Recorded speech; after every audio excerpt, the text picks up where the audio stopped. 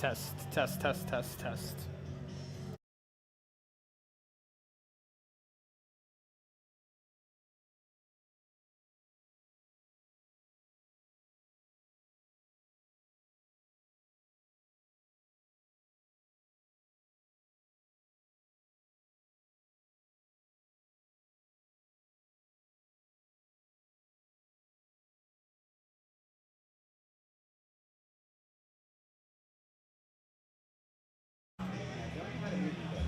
Test, test, test, test.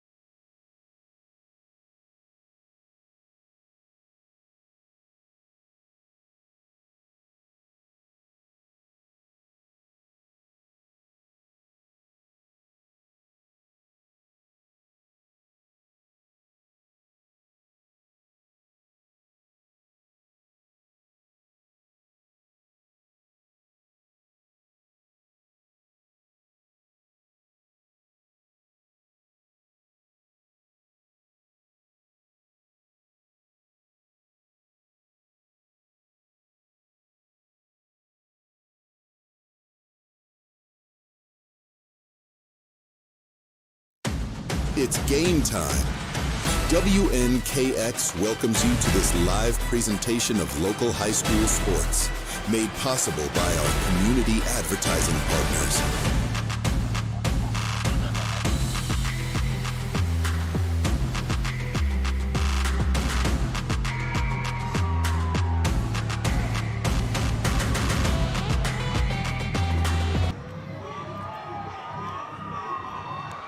Good afternoon and welcome in to this presentation of WNKX High School Football, as tonight we kick off the 2024 season as the East Hickman Eagles have traveled to Fairview to take on the Yellow Jackets.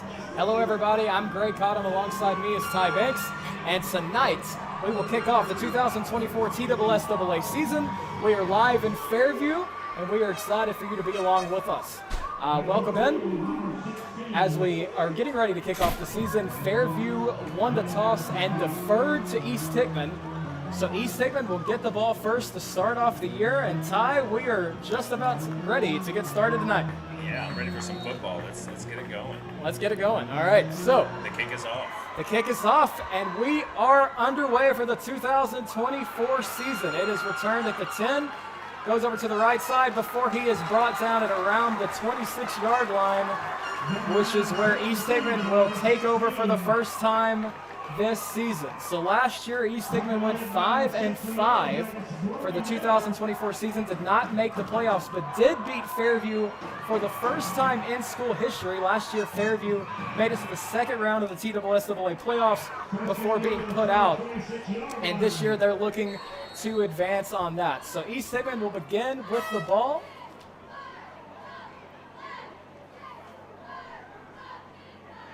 Running back to the right of the quarterback.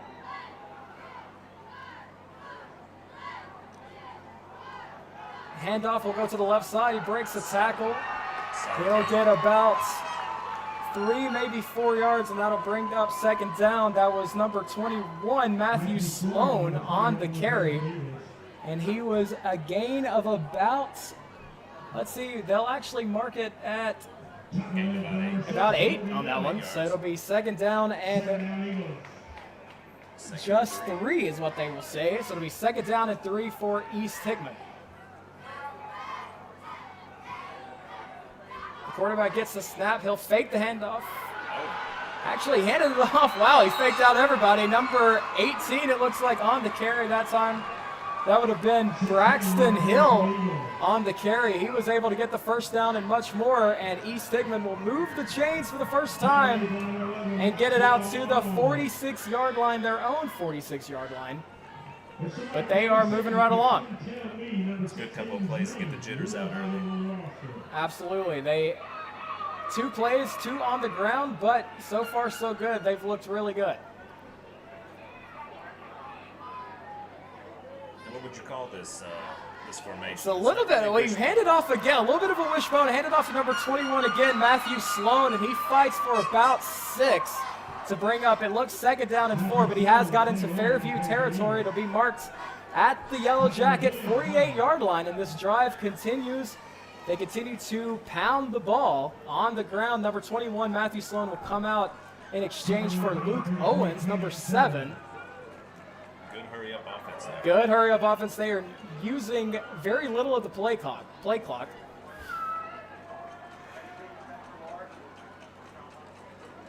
Number 13, Ragsdale, gets the snap, and he'll hand it off to number 7. He's right up the middle and got the first down and much more, all the way down to the 38. A 10-yard gain on that run, and it's 1st and 10 for the East Hickman Eagles again. They continue to move along. Fairview doing some defensive adjustments here, maybe trying to crowd the box a little bit more. The ground game has been very impressive so far for East Hickman. Yeah, it looks like Fairview's going to stack the box a little bit more. They got a lot of pulling guards for the Eagles. They haven't even threatened to put the ball in the air yet. Nope. And they will hand it off again, this time to number 7, Luke Owens, for East Hickman. And they will give him about a yard, maybe 2, on the carry. That's pretty much the first play that didn't go for a whole lot. Yeah, he was swamped there. Yeah, he did not have a lot of room there early, and so that'll be second down, and it looks like 9 is what they will do. They'll give him 1 yard on that play. As number 13, Dakota Ragsdale, gets the play from the sideline. Again, another wishbone look for East Hickman, 6 on the play clock.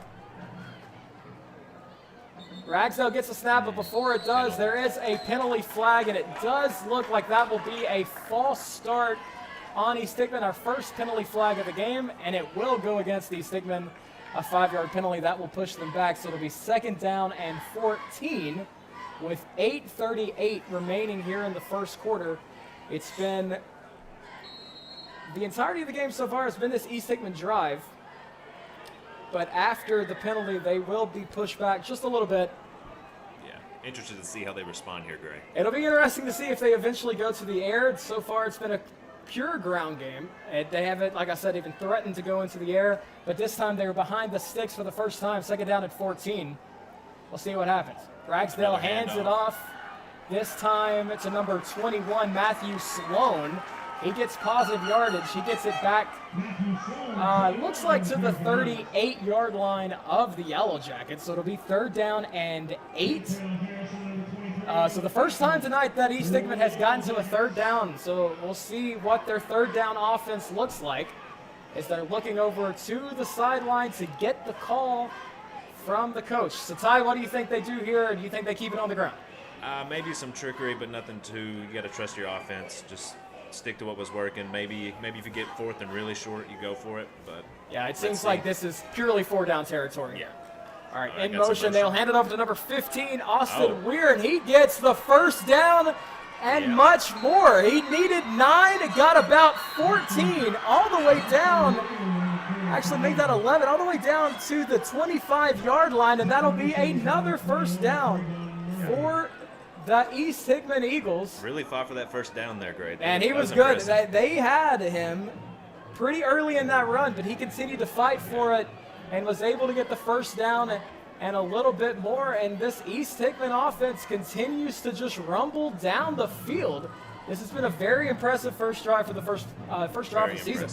Good power running. Third power running. So they're still in the wishbone, it looks like. QB keeper. Will keep it this time, and he's got some room on the left side to the 10, to the 5, and he's brought down inside the 5. They'll actually mark him at the 5. What a run by Dakota Ragsdale on the QB keeper. Fairview was confused, but he gets it all the way into the red zone, and it's going to be first and goal for the East Hickman Eagles. With 6:55 remaining and counting here in the first quarter, this has been a fantastic drive time. Yeah, very impressive awareness by Dakota. Yeah, that was a good time to keep it. He had a seam and he made it. So Ragsdale again in the wishbone. He will keep it again. He'll run up the middle. He's pushing, and it'll look like they will stop him at the 2-yard line. So he got about 3 yards there, but it will bring up second down and goal for East Hickman. I mean, keep doing what's been working for you. You've kept it on the ground the whole time. I don't think it's any time to change it up now. They're getting a good push off the line, off the initial snap. I think they might just go right at him again. I mean, again, this Fairview D-line has been pushed around the entirety of the field. Yep. And if you're East Hickman, just keep doing it. Ragsdale again will hand it off this time to number 21, Matthew Sloan, and he will get it to the end zone. Touchdown, East Hickman. They strike first in the 2024 season and get on the board. What a drive by the Eagles. They ran it down the throats of Fairview, and they get on the board first. It is 6-0 pending the extra point.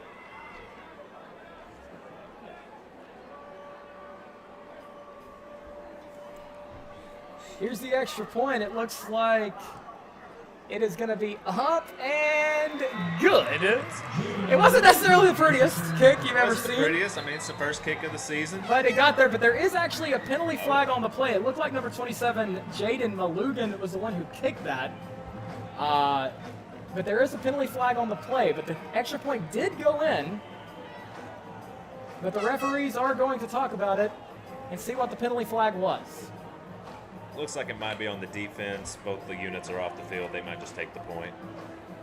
This might be something they put on the kickoff.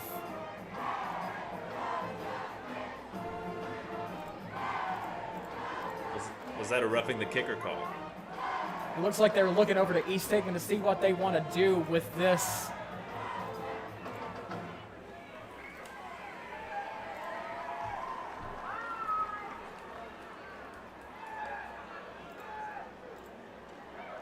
Yeah, it looked like a roughing the kicker call. And that's what we got. So, the extra point is good. So, the new score is 5:55 remaining here in the first quarter. East Hickman 7, Fairview 0. So, it'll now be the East Hickman defense's turn to see what they've got.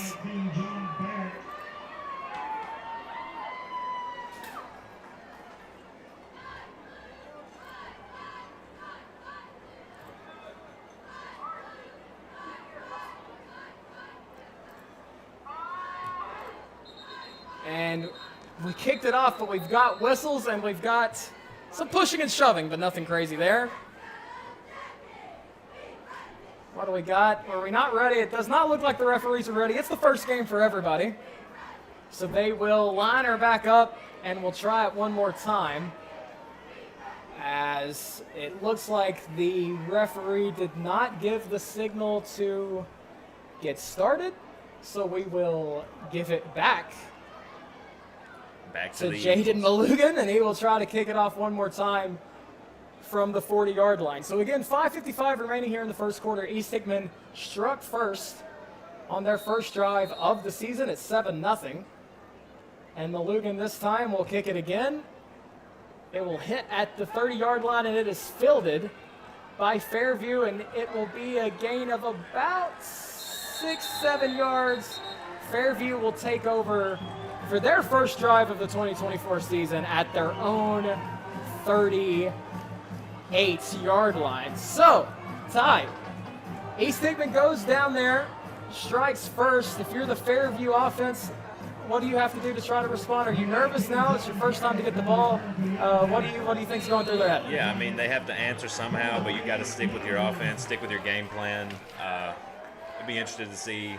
Looks like they're in the spread formation. We might see some passing here. Let's see what East Hickman's at. So number 5, Jackson McCoy is the quarterback for Fairview. McCoy will get the snap. He's looking left. He'll look back right. He will throw a screen to number 21, Trayvon Murray, and he's got some room. He's got a lot of room. There is a penalty all flag the way down to the East Hickman 41-yard line, but we do have a flag on the near sideline closest to us. Was there a hold or a block in the back on the halfback screen? This one might be coming back. Fairview is walking back, so this one does look like East Hickman will dodge a bullet, as there was an infraction somewhere against Fairview. It will be a hold on Fairview, so that will come back. So East Hickman dodges a bullet, but a great first play there for Fairview. Yes. Good. Getting the jitters out. You got to stick with your game plan. I mean, that halfback screen, it worked to perfection. Just the penalty flag wipes it all up. They were at the 38-yard line to start the drive, got all the way down to the East Hickman 40, but they will have to be pushed back 10 yards. It'll be first down and 20 after the penalty, and they will now have it at their own 27-yard line. So now it looks like we're in the single back formation. Jax McCoy under center, and he will hand it off to Murray. And he does not get a whole bunch. He was gobbled up there. Great penetration by the East Hickman defensive line. Yeah. Not a whole big gain there, maybe 2 or 3, and that'll bring up second down and looks like 18 after the gain of 2. Yeah, really good run fit by the Eagles there. Yeah, they did not let him through the seam at all. And now you can kind of anticipate maybe a pass play here. Yeah, back in the single back. A lot of yardage. Yeah, a lot of yardage here. They will actually fake the handoff. McCoy still has it. He's running right. He will throw it long to number 3, and he's got it. That's Caden Lee, and he's all the way down to the 20-yard line, and we have another penalty flag. This one might be a horse collar or a tackle out of bounds.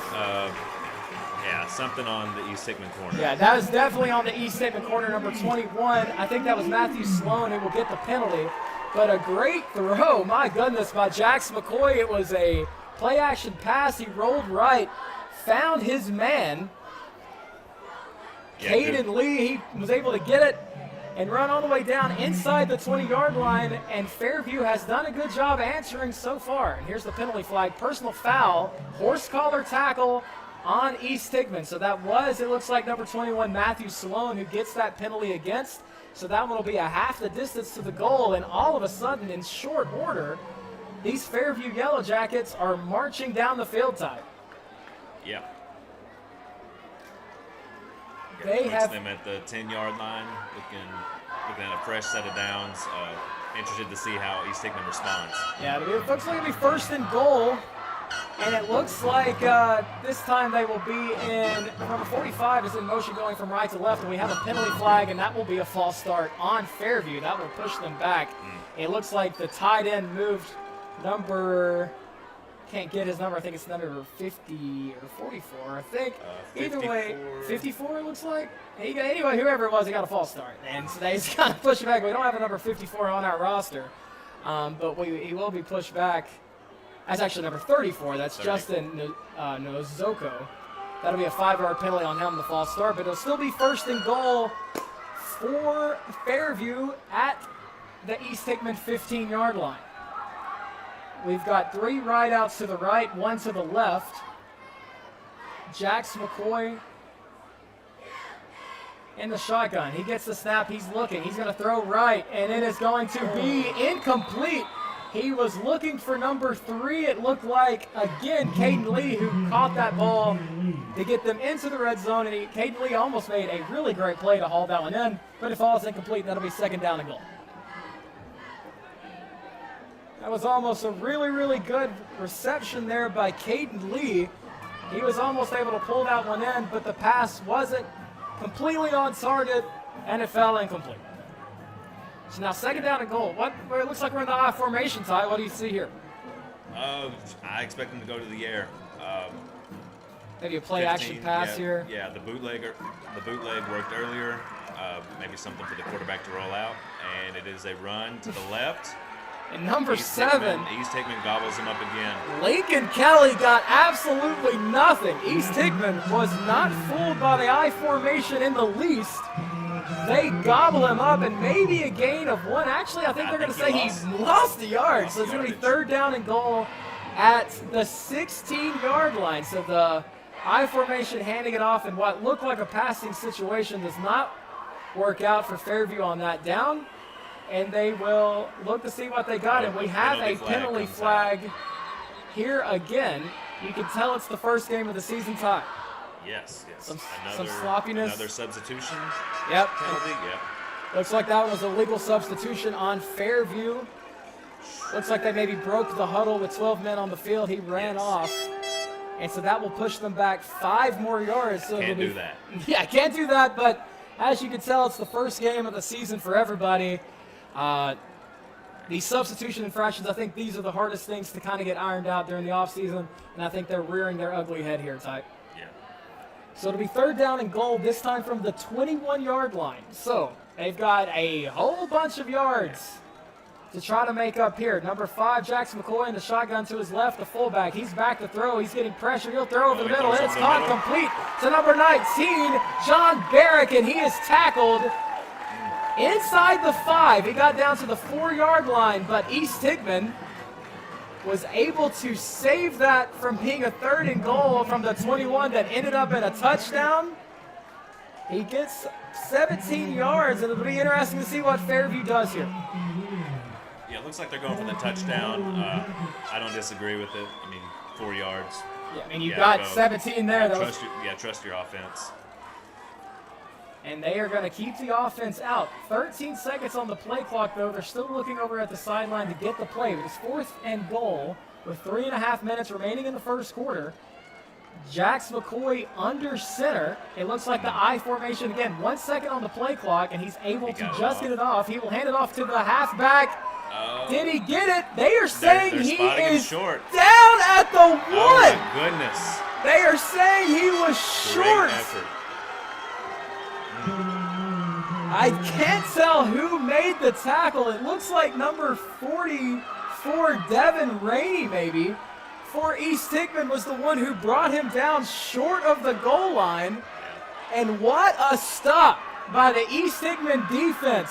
Yeah, great one-on-one tackling there. He met him. He drove his feet, kept him out of the end zone. Good job. It looked really like he was going to find pay dirt, but East Hickman amazingly keeps him out of the end zone, and they will take over for the second time this game.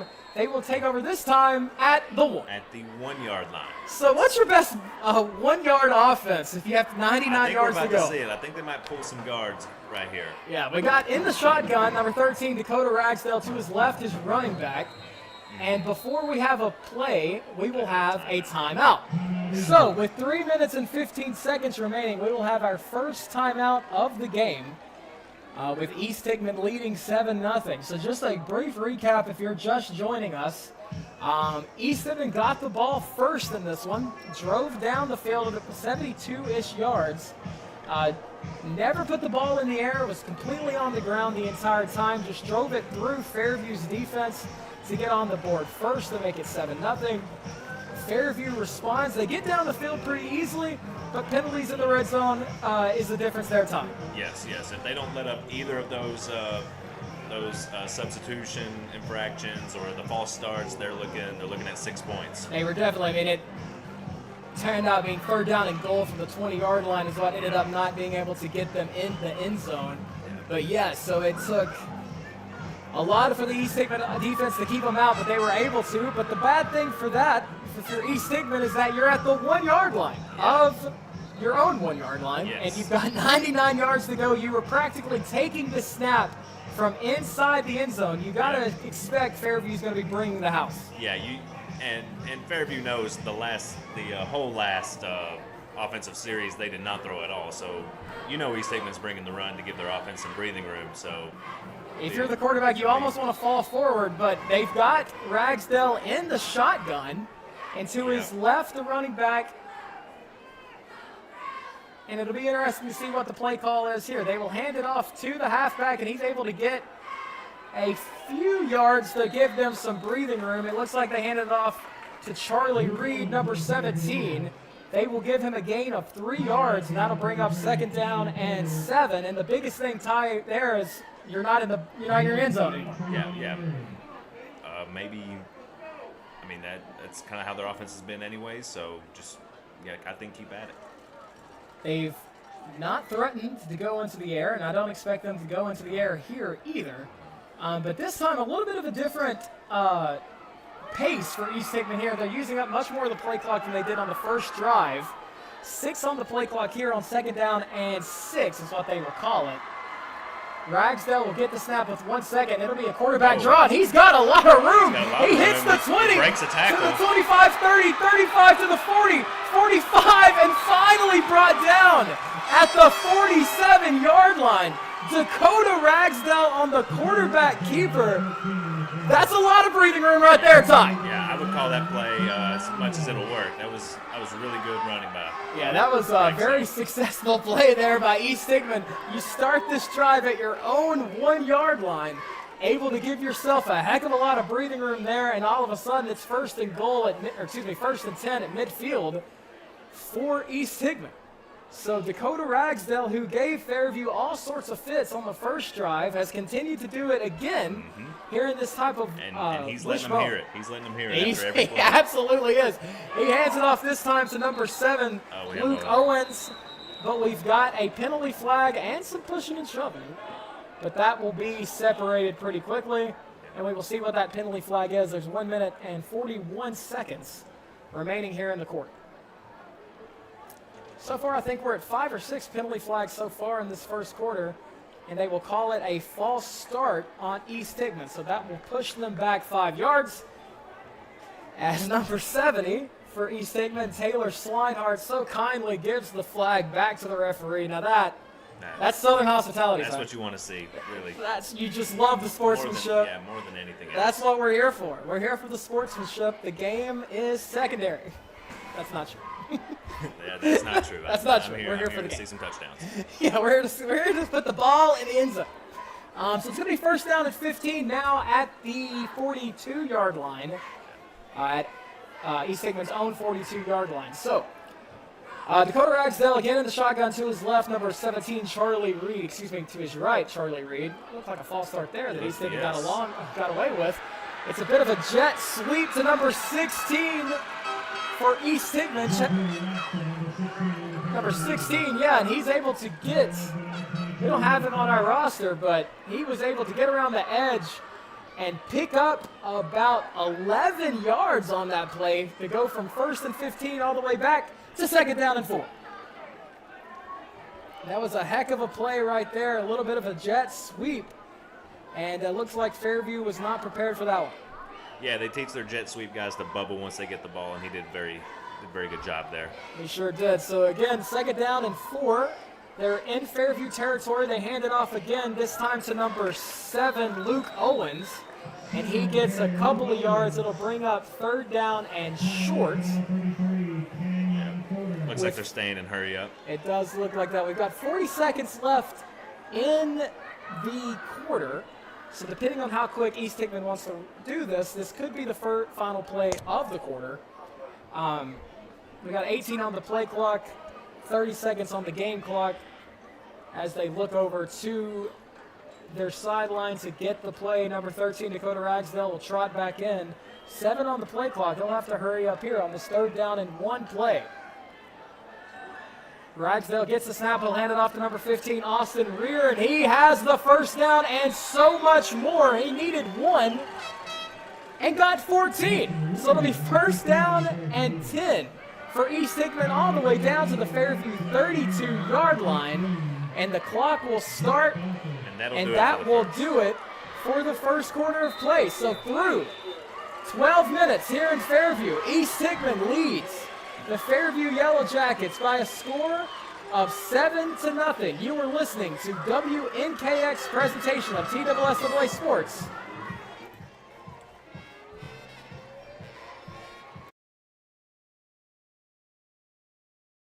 Life. Your life. Your way. Smart appliances, heating and cooling, solar, electric vehicles, mobile apps. Energy impacts your life in many ways. It's our job to power the technology that brings comfort and value to your busy life. Your life. Your way. So you're in the driver's seat. Let us help. Contact the energy pros at Meriwether Lewis Electric. Pizza Hut, you owe Chicago an apology. Tavern style pizza is our thing. Why couldn't you be happy with deep dish like all the tourists? That's good. And you just had to make it so crispy and delicious. It's perfection. They put the toppings all the way to the edge. It's cut in the shareable square. That's delicious. What's your deal, Pizza Hut? Your secret's out, Chicago. Try any of our large Chicago tavern-style recipes for just $12 each. Hey, Pizza Hut, you owe Chicago an apology. Sorry, Chicago. No one out pizzas the Hut. Apology accepted.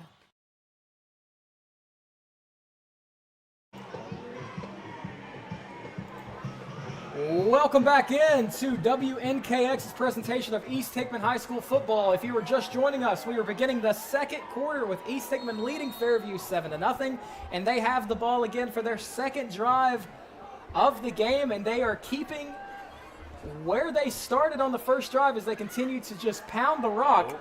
And we are ready for the first play. For the first time, they're throwing the ball. Ragsdale with a dive. Is that caught? Great catch. Touchdown by Nathan Hobbs. He's able to pull it down. That ball looked like it was in the air forever. Time. That was a great effort. It was almost just a jump ball, but it fell right into the lap of Hobbs. Just an unbelievable catch right there by Hobbs. Like I said, for the first time, they've been pounding the rock the entire game. They go to the air for the first time all game long. It's a play-action pass. Dakota Ragsdale fakes the run beautifully, throws it up, and it is caught by Hobbs, and East Hickman has came in here and jumped all over Fairview to make it a 13-0 score with 11 minutes and 47 seconds remaining in the second quarter. Here's the play. The point after is up, and it is good. By number 4, it looked like Daniel Red. Is he the one who kicked that one? The kicker, I think it was Jaden. It was Jaden, you're right. So Jaden's able to get that one in, and it's going to be 14-0 East Hickman. My goodness, just the first play out of the break, the first play of the quarter, just an unbelievable pastime. Yeah, I mean, we talked about it all first quarter. East Hickman's not going to throw the ball until you make them throw the ball, and they just proved that they can. So just a little bit of trickeration. I didn't expect that, did you? No. What do you say if you're a defensive coordinator for Fairview? How do you address that now that you know that they have that in the repertoire? Yeah, they do. He's got it. I mean, they've been stacking the box all game, and it has not been able to stop them at all. They've not been able to stop them. But right there, it just the play action pass. Dakota Ragsdale was just really able to sell that run, throw it up, and again, just an excellent catch. Yeah, not bad coverage either by Fairview. It really was. He was right with him the whole time. It's an excellent catch by Hobbs, and just like that, the East Hickman Eagles have extended their lead to 14-0 here in Week 1 of the 2024 TSSAA season. They will kick from the 40-yard line and give it back to Fairview for the second time. The kick by number 27, Jaden Malugan, and this one will go out of bounds. And you can't do that, so that will bring it out to, I believe, the 40-yard line where Fairview will take over for the second time. So, Ty, really wasn't a bad drive for Fairview on the first time. Just some penalties in the red zone is what stopped them. Do you think you change a whole lot of what you did if you're Fairview? No, they have an explosive offense. Just gotta be sharp between the ears, and just stop doing the penalties when they matter most, which is in the red zone. Exactly. I mean, again, if you're Fairview, you have to feel pretty good about your offense. So, all things considered, they put it down. They got the ball down the field. They just were not able to find the end zone, but they got all the way down to the 1 before they were stopped by East Hickman. And they will take over this time in pretty good field position at the 35-yard line, their own 35-yard line. Number 5, Jax McCoy in the gun. He's all by himself. Number 34 in motion. He'll fake the handoff and throw over the middle, and the pass is caught. Good for about 17 yards. Caught by number 19, or is that 15? Number 19, I think that was number 19, John Barrick on the catch. And he gets it quickly in one play into the East Hickman territory. It'll be 1st and 10 for the Yellow Jackets at the Eagle 45. So one play, 20 yards. Pretty quick, fast, in a hurry there, Ty. Yep. Explosive offense. 14 points really isn't much for them, but you got to prove they can execute in the end zone, or the red zone, McCoy gets the snap. He'll throw it over to number 11, Maxwell Arnold. A little bit of a wide receiver screen. He's got some room. He's all the way down to the 30, to the 25, the 15, the 10, the 5, the end zone. Touchdown for Fairview. That is how you answer if you're a Yellow Jacket. My goodness, 2 plays. And they march all the way down the field. That was an iteration of their running back screen from earlier. You see the quarterback look away and then come back to his guy, and he ran all the way across the field. Hey, that was an unbelievable run by Maxwell Arnold. It was maybe a 2-yard pass in the air. He cut through the middle and all of a sudden had a heck of a lot of room. And just like that, a touchdown for Fairview. And it's a 14-6 game pending the point after. Number 9, Beckham Adams is going to kick. And the kick is up, and the kick is good. And so 2 plays to get to the end zone for Fairview. So our new score with 11 minutes and 12 seconds remaining in the first half. East Hickman 14, Fairview 7. So my goodness, 2 plays, Ty. And like we said, they had no problem moving the ball the first drive. They were just stopped at the 1-yard line. This time they made no mistake about it. Were able to drive down the field, made it look easy. Was that their first play for that drive? They had that one play, the throw over the middle to get them down to the 40. Yeah, and that was like only 2 plays. Only 2 plays to get all the way down there. Like I said, made it look very easy. And we've got a game. Yeah. It looked for a minute that East Hickman might run away with this one here in Week 1. Fairview said no. Yeah, great answer by Fairview.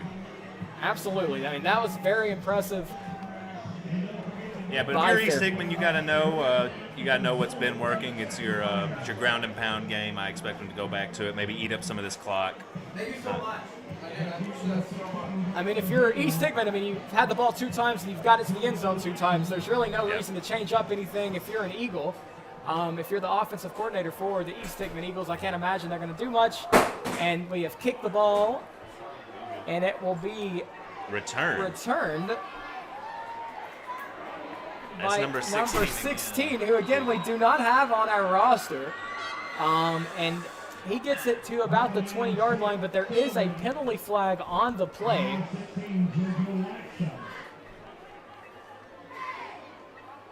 Thinking maybe a holding here. Looks like it'll be on the return team, if I was to guess.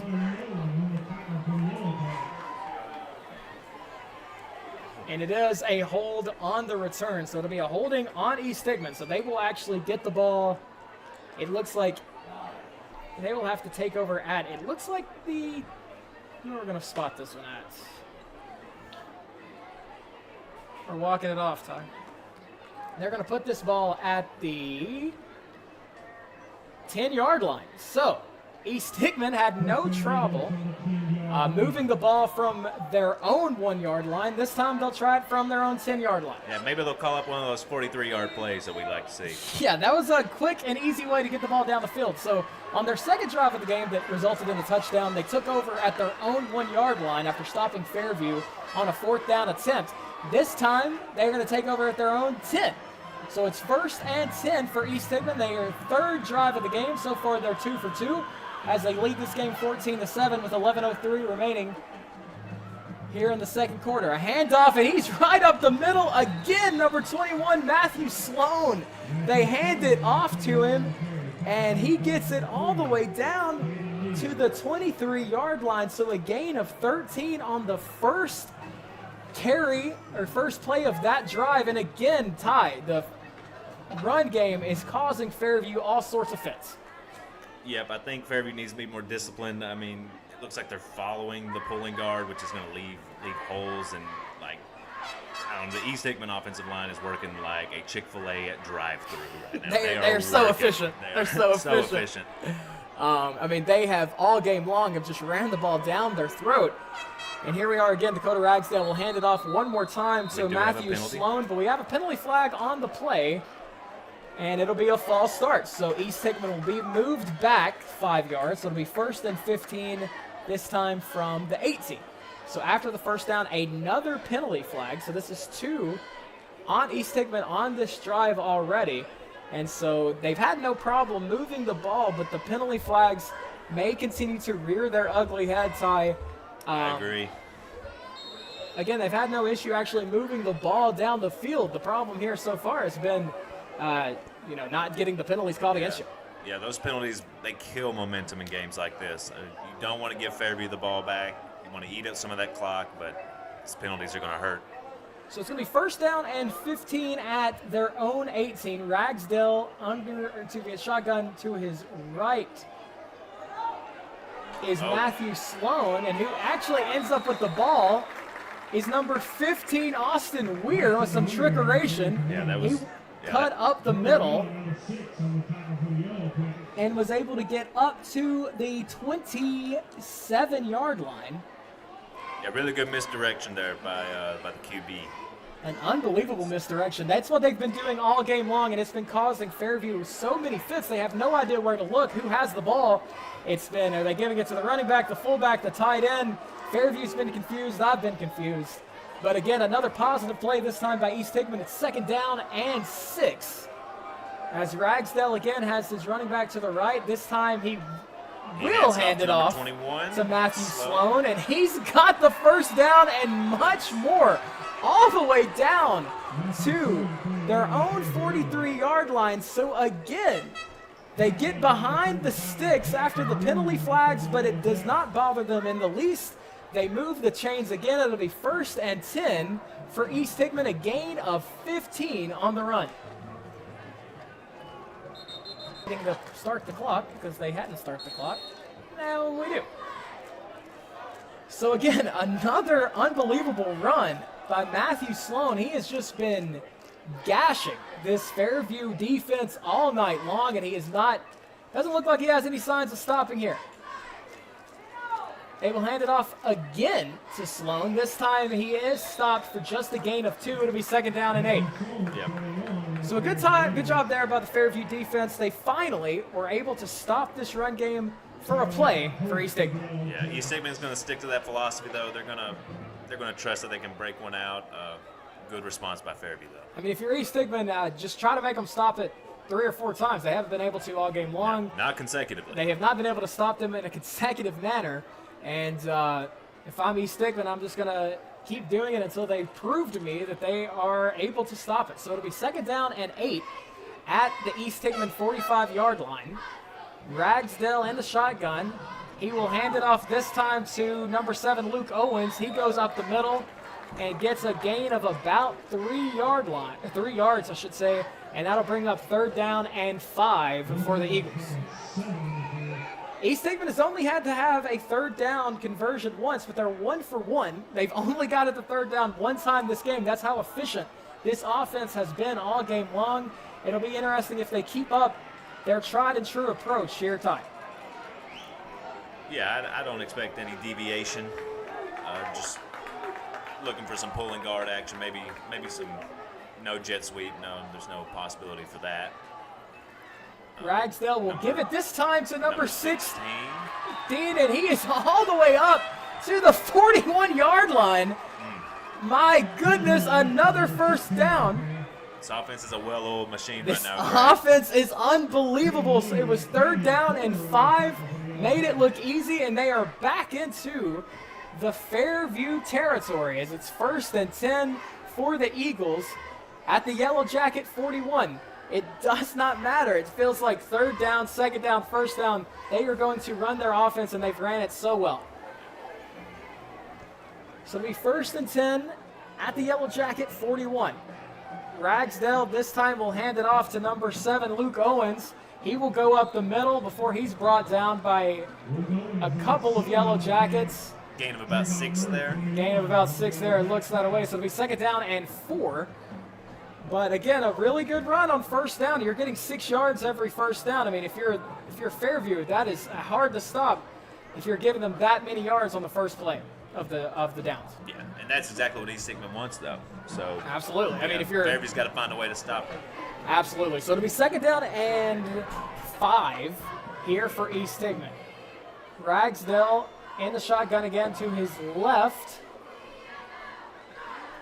Luke Owens again. Is Luke Owens, and he gets the 1st down again. Driving his feet, they're falling forward. He needed 6 to get the 1st down. He got 8. So again, an unbelievable play. Actually, make it 7. They got him down to the 29-yard line. But once again, that is enough to move the chains for East Hickman. So 1st and 10 for the Eagles. They're going quick here. They will hand it off again, this time to number 21, Matthew Sloan. He'd go over to the right side before he's brought down at about the 22-yard line. So a gain of 7 on 1st down. And again, Ty, it's more of the same. Just huge chunks of yards on 1st down. And it's been a tough showing so far for this Fairview Yellow Jacket defense. They have had no answer for this run game. Yeah, more of the same, but it's working great. I mean, it's been unbelievable to see how efficient this offense has been the entirety of the game.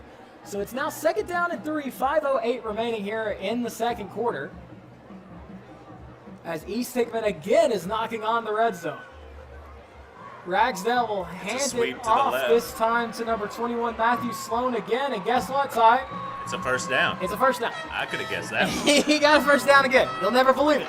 So he needed 3 to get the 1st down. He gets 6. So it'll be 1st and 10 for East Hickman at the 15-yard line. And they're eating up this clock. We're right at under 5 minutes left in the 1st half.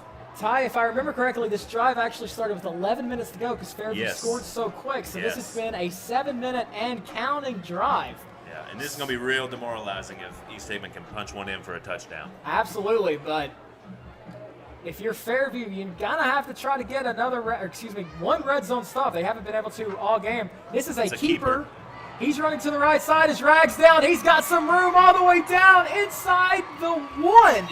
And he is brought down at the 1-yard line.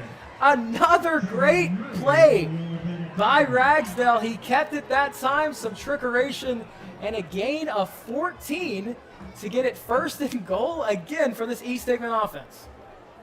Yeah, they're going to look to punch this one in. Maybe let the play clock run down a little bit more. A little bit. They got 18 on the play clock. 4 minutes remaining here in the first half, as they're going to go remotely heavy. We've got Ragsdale in the shotgun to his left. Is number 21, and he is able to punch it in for the touchdown. Matthew Sloan again finds pay dirt.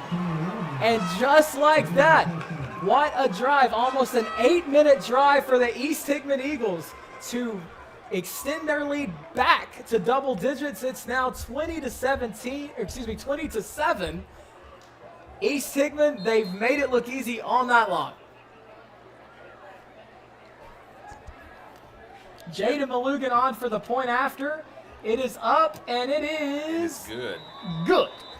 So the new score with 3 minutes and 51 seconds remaining in the first half. East Hickman 21, Fairview 7, a tie. More of the same. The ball never left the ground on that entire drive, and they literally ran the ball down Fairview's throat. Yeah. And here's the thing, both the offense and the defense knew what was coming. They did not too much trivia there. I mean, that's been the amazing thing. It's not like East Hickman is acting like they're going to do anything different. They have absolutely not. Absolutely laid all of their cards on the table. Fairview knows what they're dealing with, but so far they have not been able to do anything to stop this offense. It's been remarkable to see. It's been 3 drives for East Hickman. All 3 have ended in the end zone. Yeah. And here's the kicker. The one time Fairview really loaded up in the box, and it resulted in their one passing play. And it went for about 40 yards. Yeah, 40 yards in the air. Great catch.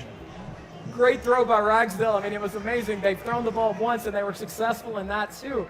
And this East Hickman offense, for the first game of the season, looks like they are in mid-season form, as they will kick the ball off. Malugan will kick it off to Fairview. It'll be returned at about the 28-yard line.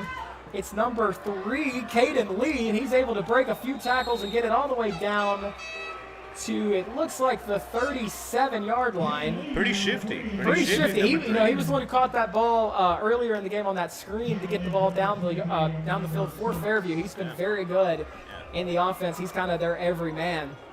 Very shifty, very sneakily athletic. Very sneaky, very dog on the ball. Yeah.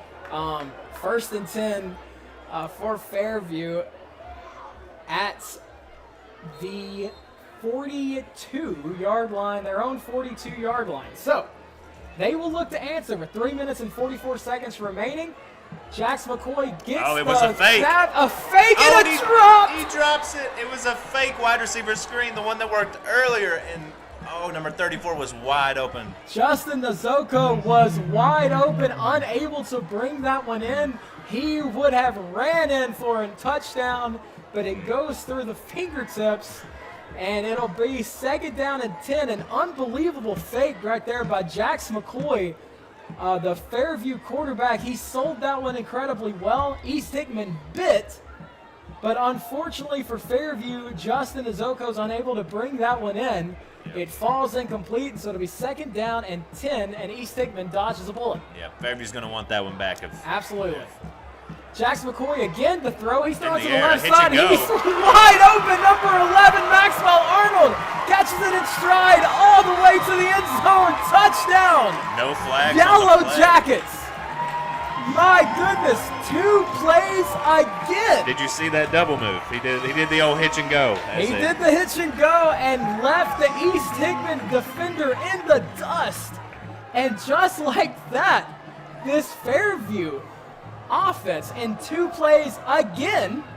They did the same thing the last time they had the ball. 2 plays to the end zone. They do the exact same thing here.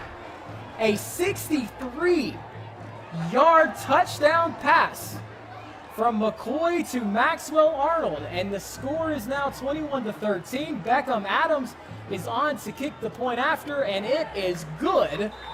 And just like that, 3 minutes, 21 seconds remaining here in the first half. East Hickman leads 21-14. Fairview with a quick response. And Ty, I hope you took the over. Oh, I did not. That is not legal. It is not legal to bet on high school sports, which is a good thing. Not. It's you can with your friends. You know, college football's coming. You bet on that. College football's coming up. The NFL will be here for you know it. NFL, yeah. Got all the See sports. what Patrick Mahomes got. No, I just drafted my fantasy football team. I like my team. I'm in the league with you. Oh, you're in the league with me. Yeah, we were both there. I got the first overall pick. I'm feeling good. Yeah, you got old Christian McCaffrey. That's a heck of a first pick. That's a heck of a first pick.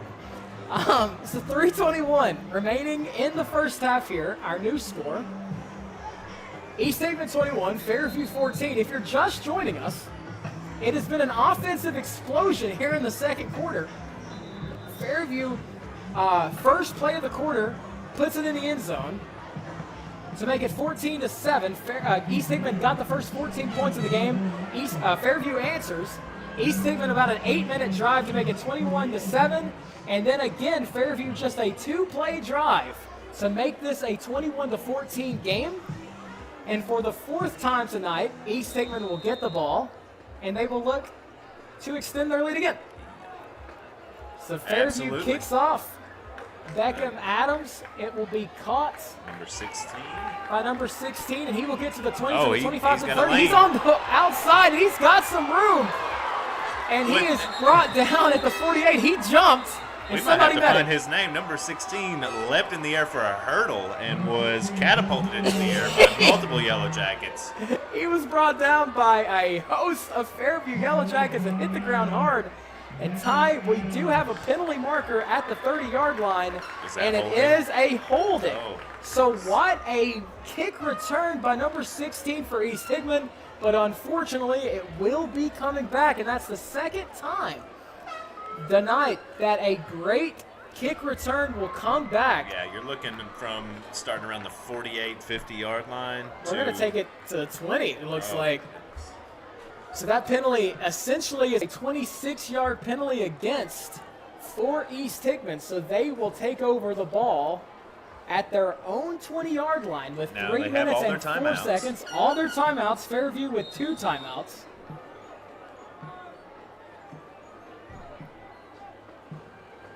I don't expect them to deviate too much from the game plan. They've ran the ball the entire game. I don't expect them to change it up here, but it'll be 1st and 10 for East Hickman. This is the 4th time they've had the ball. So far, they're 3 for 3 on offense. They have caught the ball. They have ran the ball down the field and have been remarkable at it. But the play clock has actually expired. But before expired, we have a timeout by East Hickman. So East Hickman will take their timeout. I think that actually might be their second charge timeout. I think they took a timeout earlier when they were at the 1 to kind of sort that one out. So they will have 1 timeout remaining to work with for the remaining 3:04 that we have to play here in the first half. So again, 1st and 10 for East Hickman at their own 20 so far. They've had the ball for 3 drives and they've all ended in 7 points.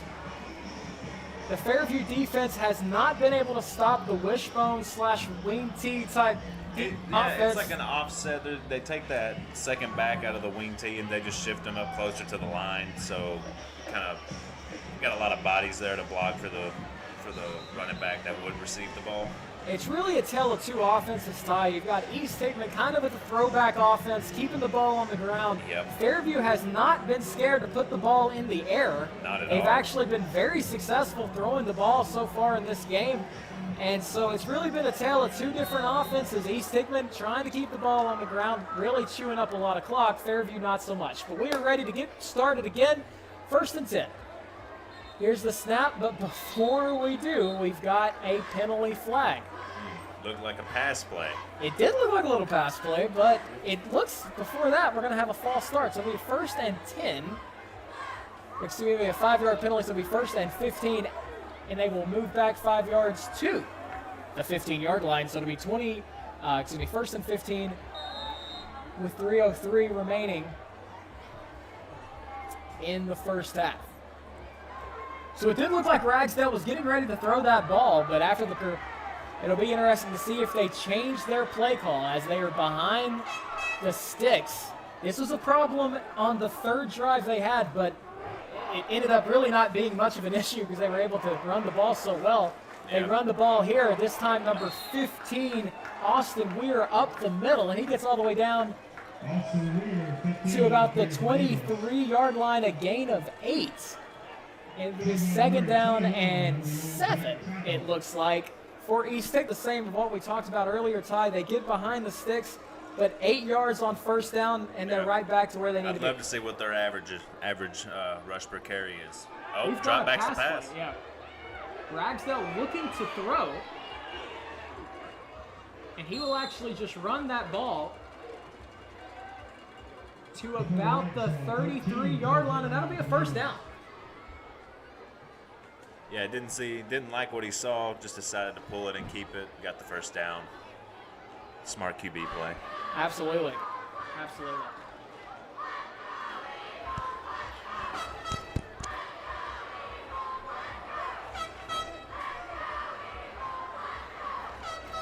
So it'll be 1st down and 10 for East Hickman at their own 33-yard line. 2:25 remaining in first half. Quick slant. Oh. Throwing the ball all of a sudden on this drive. Quick slant there. It falls incomplete. There was a little bit of contact there, but no flag on that. I think you're allowed contact within the first 2 or 3 yards. Within the first 5 yards or so, and so I think that might have been why the penalty flag was not thrown. But it'll be 2nd down and 10 for East Hickman. Was number 22 the intended target? It did look like number 22 was the intended target. Yeah, Cash Jones, Cash Money Records. Cash Money, that's what they call him. That's what they call it. That's what I call it. As of right now. As of this very moment that I met Cash Jones. So it'll be 2nd down and 10. Ragsdale will hand it off to number 21, Matthew Sloan. He'll run left, and he gets 10 yards. He picks up the 1st down, but we have a penalty flag. And this one, again, looks like it will be coming back. But, again, I mean, Matthew Sloan all game long has just done whatever he wanted to this Fairview defense. Yep. Again, an unbelievable run, but it's going to come back a holding penalty on East Hickman. Yeah, these mental errors are starting to come back. They are really starting to pile up if you're East Hickman. So this will mean it's now 2nd down and 20 from their own 23. So what was going to be a 1st down for East Hickman, now you're looking at 2nd down and 20 with 2 minutes and 18 seconds remaining in the half. Ragsdale will hand it off again to Sloan. He's been great. Why would you change anything? He goes up the middle. Fairview. He only gets 3, but Fairview will call a timeout to stop the clock with 2 minutes and 10 seconds. That will be their first charged timeout. They will have 2 remaining. While we have a timeout, we would like to thank our sponsors that have made this happen. Throughout the season, we do plan on streaming every single East Hickman High School football and basketball game. Unfortunately, tonight's game, due to Williamson County NFHS rules and regulations, we were unable to actually provide a video stream. But for all home games, we will be able to provide a video stream for these games.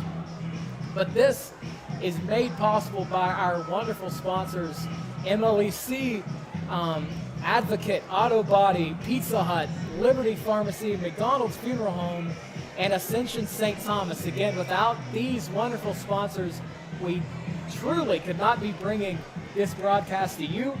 They have went out of their way to make donations to us, sponsorships on us, and again, we cannot thank them enough for helping us bring this presentation to you for WNKX. So again, this is our first stream of the season.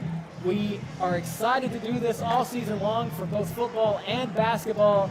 And again, we would like to thank the sponsors that you can see on your screen for making it happen. So we are getting ready to get back to action. It's 3rd down and 15. East Hickman has the ball at their own 27. 2 minutes and 10 seconds to go. A little bit of a game reset. Ragsdale is going to go to the left. It's a throw. He'll throw back over the middle. It is caught by number 24, Nathan Hobbs, but it will be short of the line to gain. It'll actually end up being 4th down and about 8. So he was able to get positive yards there, but not enough to move the chains. A gain of 8, yeah. Would have moved penalties. the sticks. Would have moved the sticks had the mental errors of the false starts and the holds not. It was really the first game, or excuse me, the first time all game that the penalties really came to haunt East Hickman. They were been able all game long to kind of fight through those and overcome them. They were able to overcome them. Not so much this time, and they, for the first time, it looks like they will have to punt with 1 minute and 56 seconds remaining in the first half. Fairview will have the opportunity to get the ball. Yeah. East Hickman's been so dominant all game, you'd hate to go into the half tied. Exactly. They have been phenomenal. But, on the other side of the coin, the last 2 times that Fairview's had the ball, it's taken them 2 plays each to put the ball in the end zone. So the East Hickman defense is going to need to step up here before we head to halftime, because Fairview will get the ball to start the second half. So here we go. We are ready to punt. East Hickman will be punting. He will get the ball at his own 22-yard line. This does look like Jaden Malugan again, and the punt that was almost blocked. Goes all the way up in the air, and it will have an East Hickman bounce. It will bounce to midfield. That kick was probably only 20 or so yards in the air. That was actually Daniel Redden who kicked that one.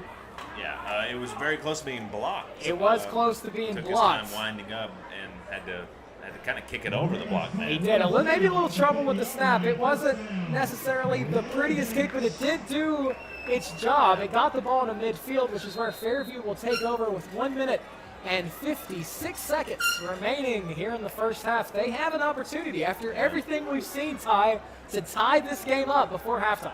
You got to minimize the big plays here for your East Hickman. So McCoy gets the snap. He's looking right. He will throw over the middle. It's a heck of a throw. It's intercepted by East Hickman, number 13, Dakota Ragsdale, the quarterback who plays both sides of the ball. What can't he do?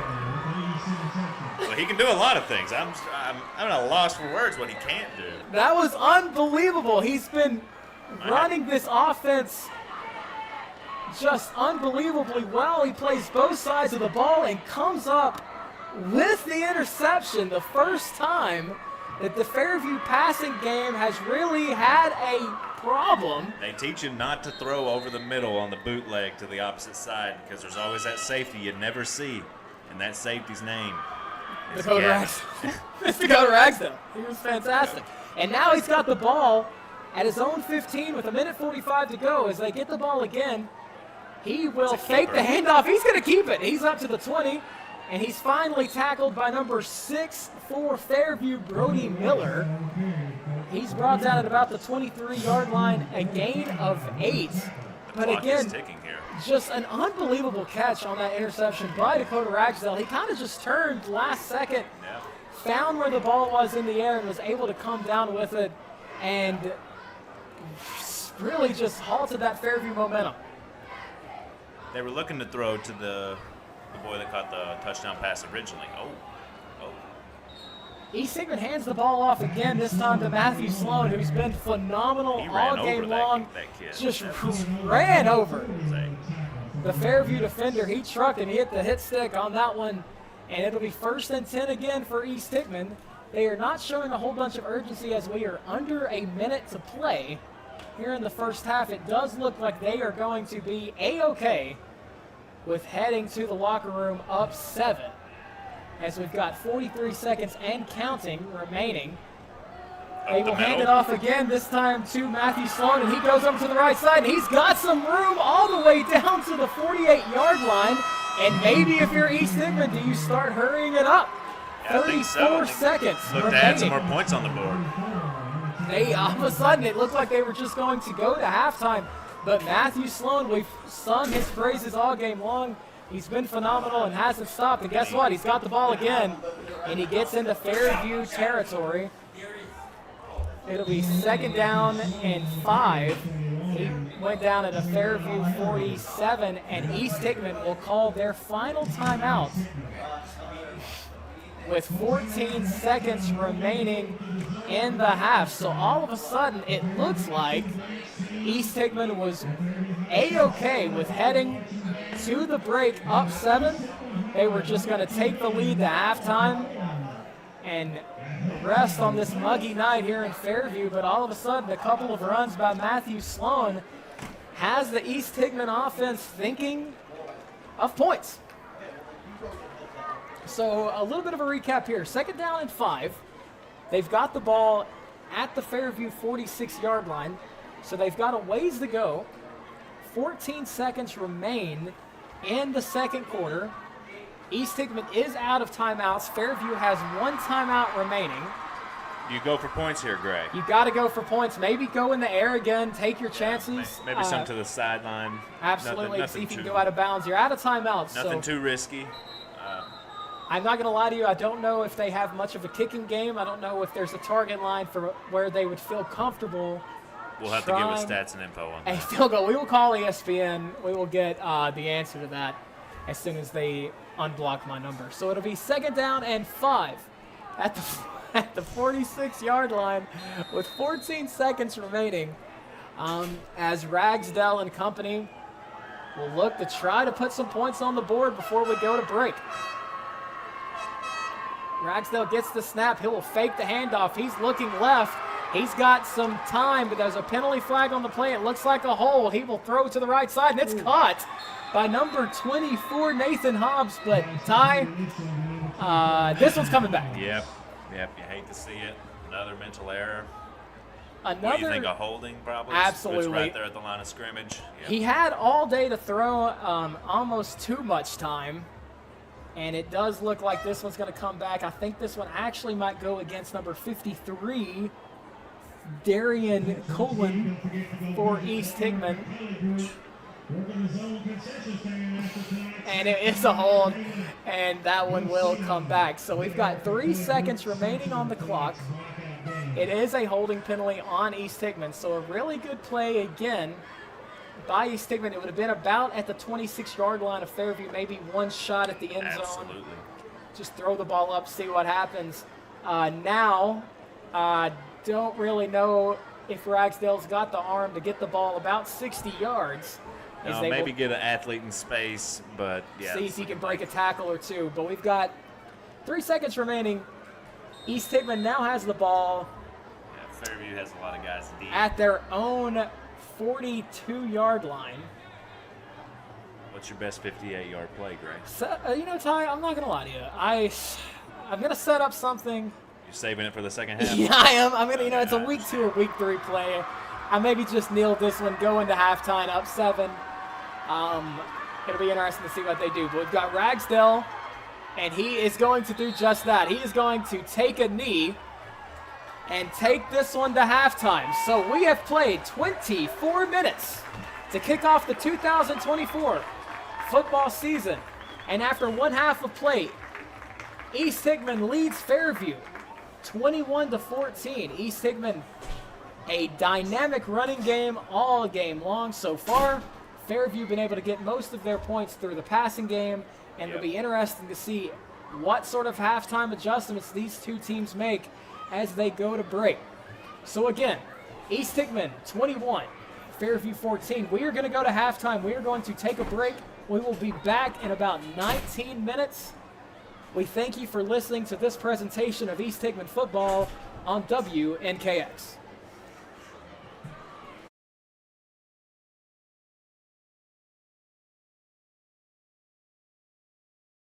Smart appliances, heating and cooling, solar, electric vehicles, mobile apps. Energy impacts your life in many ways. It's our job to power the technology that brings comfort and value to your busy life. Your life, your way. So you're in the driver's seat. Let us help. Contact the energy pros at Meriwether Lewis Electric. Pizza Hut, you owe Chicago an apology. Tavern style pizza is our thing. Why couldn't you be happy with deep dish like all the tourists? That's good. And you just had to make it so crispy and delicious. It's perfection! They put the toppings all the way to the edge.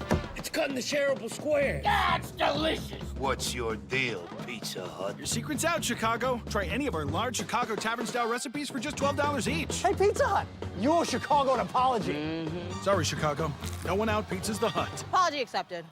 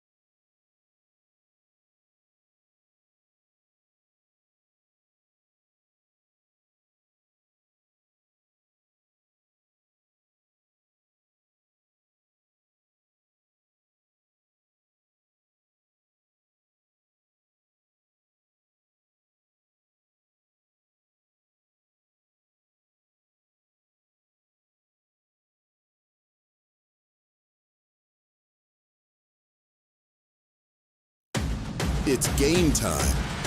WNKX welcomes you to this live presentation of local high school sports, made possible by our community advertising partners.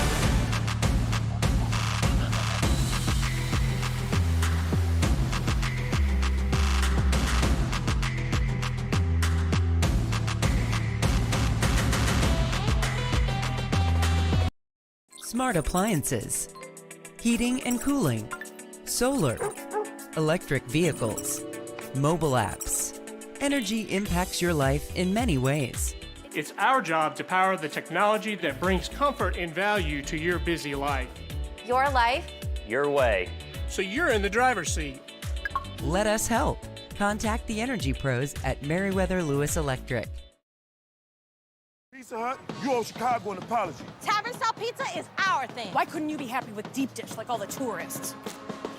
That's good. and you just had to make it so crispy and delicious. It's perfection. They put the toppings all the way to the edge. It's cut in the shareable square. That's delicious. What's your deal, Pizza Hut? Your secret's out, Chicago. Try any of our large Chicago tavern-style recipes for just $12 each. Hey, Pizza Hut, you owe Chicago an apology. Sorry, Chicago. No one out pizza's the Hut. Apology accepted.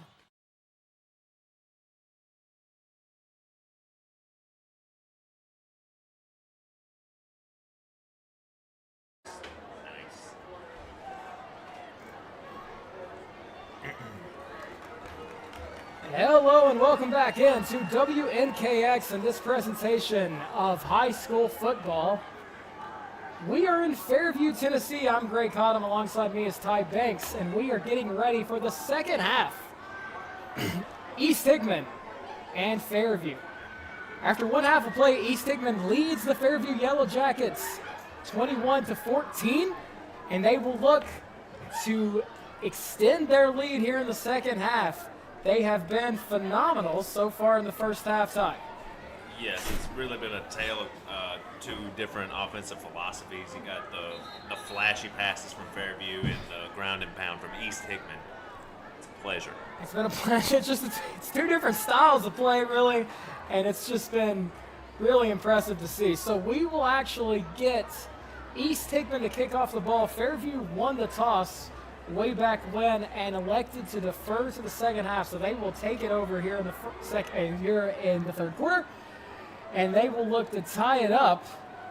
We did get with stats and info, and we did find out the name of number 16 from East Hickman. He goes by Yo-Yo? Jojo. Jojo. It was Jojo. Jojo. Oh. Jojo. Did you get his last name? I forgot it. I think it started with an N. That sounds right. Jojo. Yeah. He got a lot of targets. Oh, an onside kick to start, but I think he touched that ball early before it went 10 yards. But some trickeration. Oh, my goodness, by East Hickman. I wasn't even looking. I think Are they giving it? No, they're giving it to. it's going to be Fairview ball. I Fairview do ball. think that there was some illegal touching by East Hickman. No official flag out yet, but But they are going to talk about it. It is going to be Fairview ball after all is said and done, but some trickeration. You got to love it. If you're an East Hickman fan, I mean, they are trying everything, and it is illegal touching. We just got the penalty call. But they are trying everything. They are going through their playbook.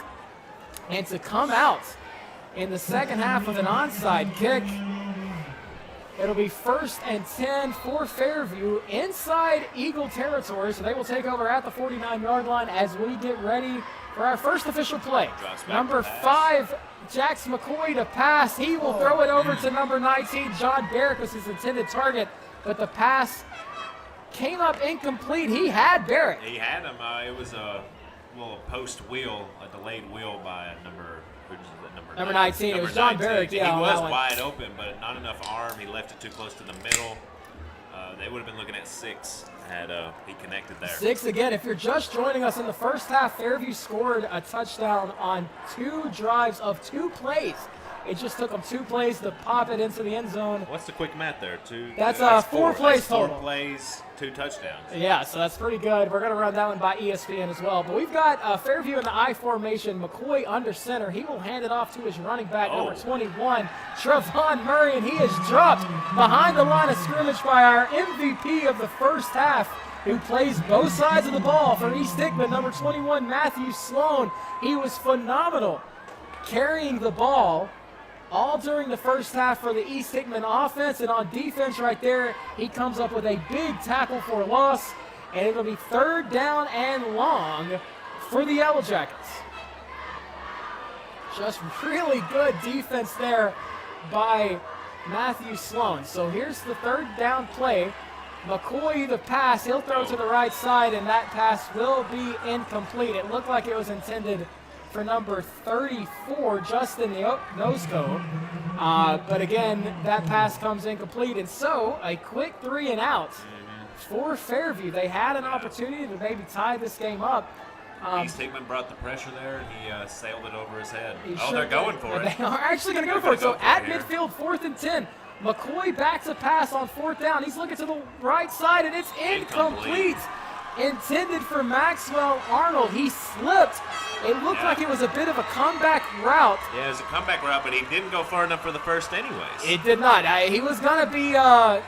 if he was tackled, it would have been short. He would have absolutely been short, but it does look like he lost his footing when he was trying to hit the comeback route. The pass falls incomplete, and an unbelievable stand for the East Hickman defense on the first drive of the second half. See, no harm, no foul on that offense or onside kick. Absolutely. You know what? They get the ball in excellent field position. Yeah.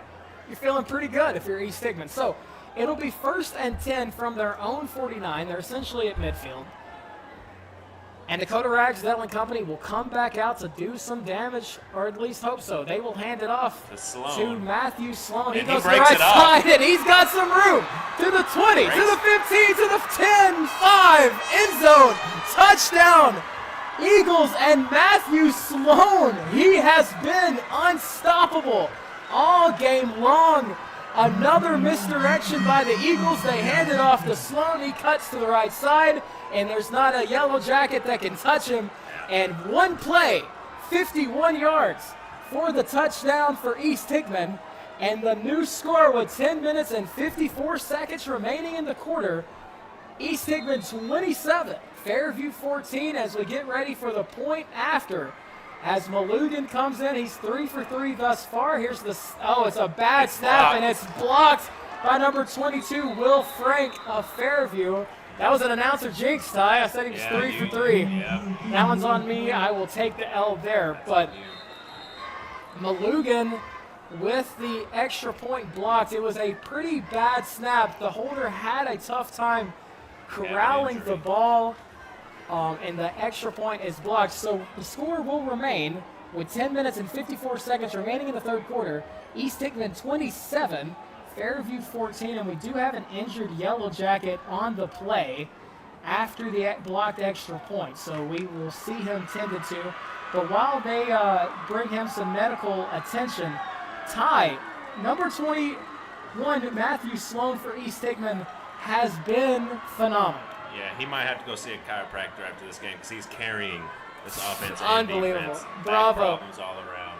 And you know who you could see if he's going to go to a physical therapist? Our great friends at Ascension St. Thomas, who have sponsored this presentation. Go to Ascension St. Thomas. I would. Heck. I mean, I don't have the back problems that Sloan does, but and God forbid. God forbid. And God forbid you need medicine afterwards. You know where you go? You go to Liberty Pharmacy. If you get a prescription from your chiropractor, you go to Liberty. You go to Liberty Pharmacy. And you got to get that filled. So the new score, 27-14, East Hickman. 10 minutes and 54 seconds remaining in the third quarter. So one play, Matthew Sloan, 51-yard scamper to the end zone. If my counting is correct, he has 3 touchdowns tonight, Ty.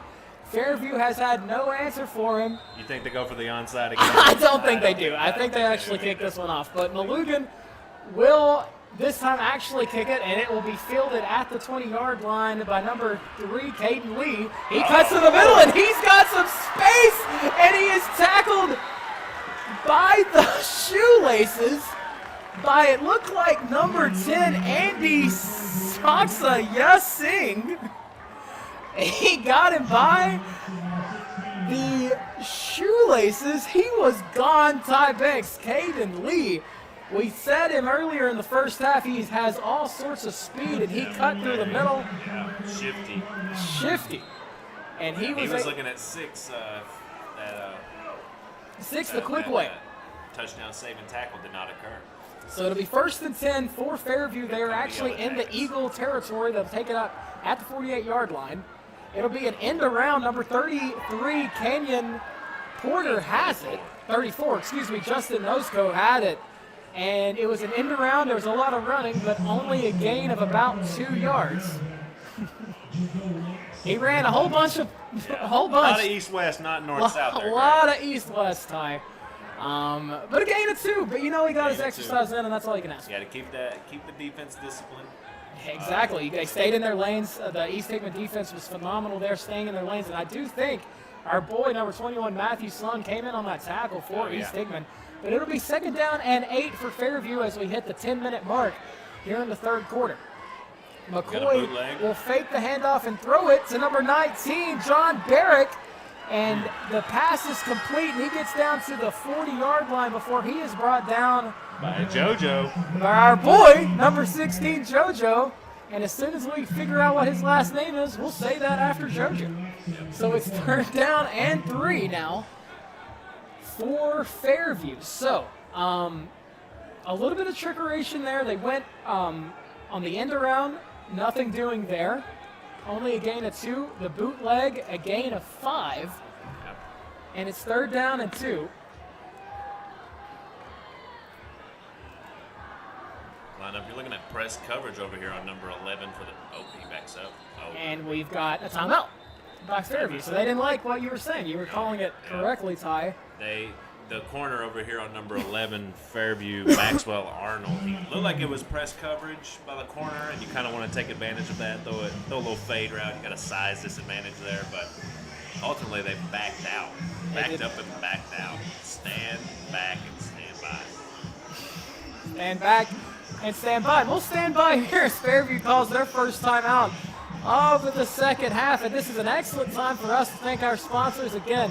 MLEC, Advocate Auto Body, Pizza Hut, Liberty Pharmacy, Ascension St. Thomas, and McDonald Funeral Home.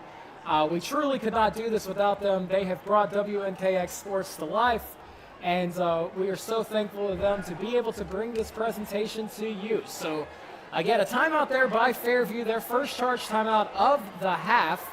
And with 9 minutes and 13 seconds, this is an important down, Ty. It's 3rd down and 2. Fairview. 4 down territory. Absolutely. It looks like they're in 4 down territory. They've had the ball once this half. They started the ball went 4 and out. They actually went for it on 4th down and 10. They weren't able to get it. But here we go. 3rd and 2. They're in the I formation. McCoy under center. He will hand it off, and he's got some room. The big boy. Number 23. Number 23, Kentrell Harrison. My goodness. That's a fullback if I've ever seen one. He broke into the secondary. He's coming off the field now, but they might want to bookmark that play. Gosh, I don't know if you're... 3 yards. Looks like Derrick Henry in high school. My goodness, he was right through the middle and absolutely nothing doing for East Hickman to stop it. And that'll be 1st and 10 for Fairview at the Eagles 33. So they go back into the I formation. They hand it off. This time to number 21, Trevon Murray, and he gets a good gain on 1st down, about a gain of 5 down to the Eagle 29. Actually, make that a gain of 4. It'll be 2nd down and 6, and we've got a whistle for an injured Yellow Jacket. Looks like a cramp, I think. Yeah, he's good. Number 45, Jack Rude from Fairview, shaking it off. Ty, it's hot. Love to see it. And you know what? I'll tell you. If he's hurt for long, you know where he should go? He should go to Ascension St. Thomas. They've been phenomenal. They make this program possible, ladies and gentlemen. Absolutely. I mean, that's where I'd go if I was having cramps. But it's 2nd down and 6. We're back. He jogged off. He'll be all right. I'm going to Pizza Hut afterwards also. Yeah, I'm starving. Yeah. 2nd down and 6. 8:30 and counting remaining. He's in the gun, spread formation. He's scrambling. He's going to take off with it. It's McCoy, and he is tackled oddly. He got tackled by one arm at number 47. I know, he's actually kind of grabbing his Luke knee. Fisher.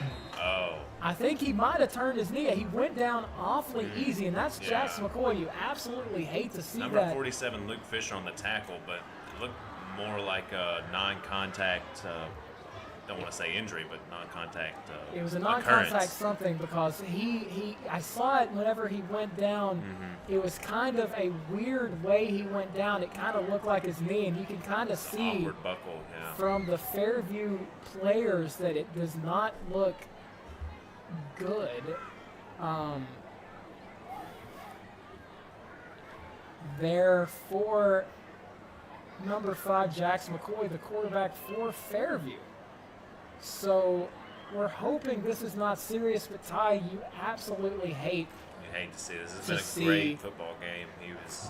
You hate to made a see few those guys miss in the essentially no backfield. contact Yes. injury, and you always kind of get a little concerned that it could be a knee He's issue. limping off on his own. He is going to kind of jog off a little bit on his own power, so it does look like hopefully it's not that serious, but it does look like he will have to come out Yeah, he's for not putting that much weight play. on it, but He's not. he might be. It is a hot one tonight here in week 1, as you kind of always expect in August.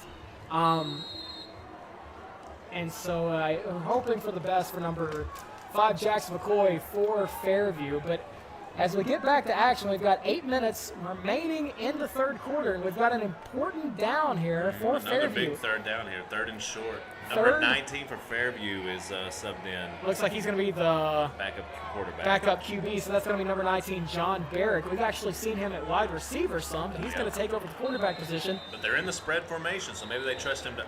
And we've got a whistle and a delay of game.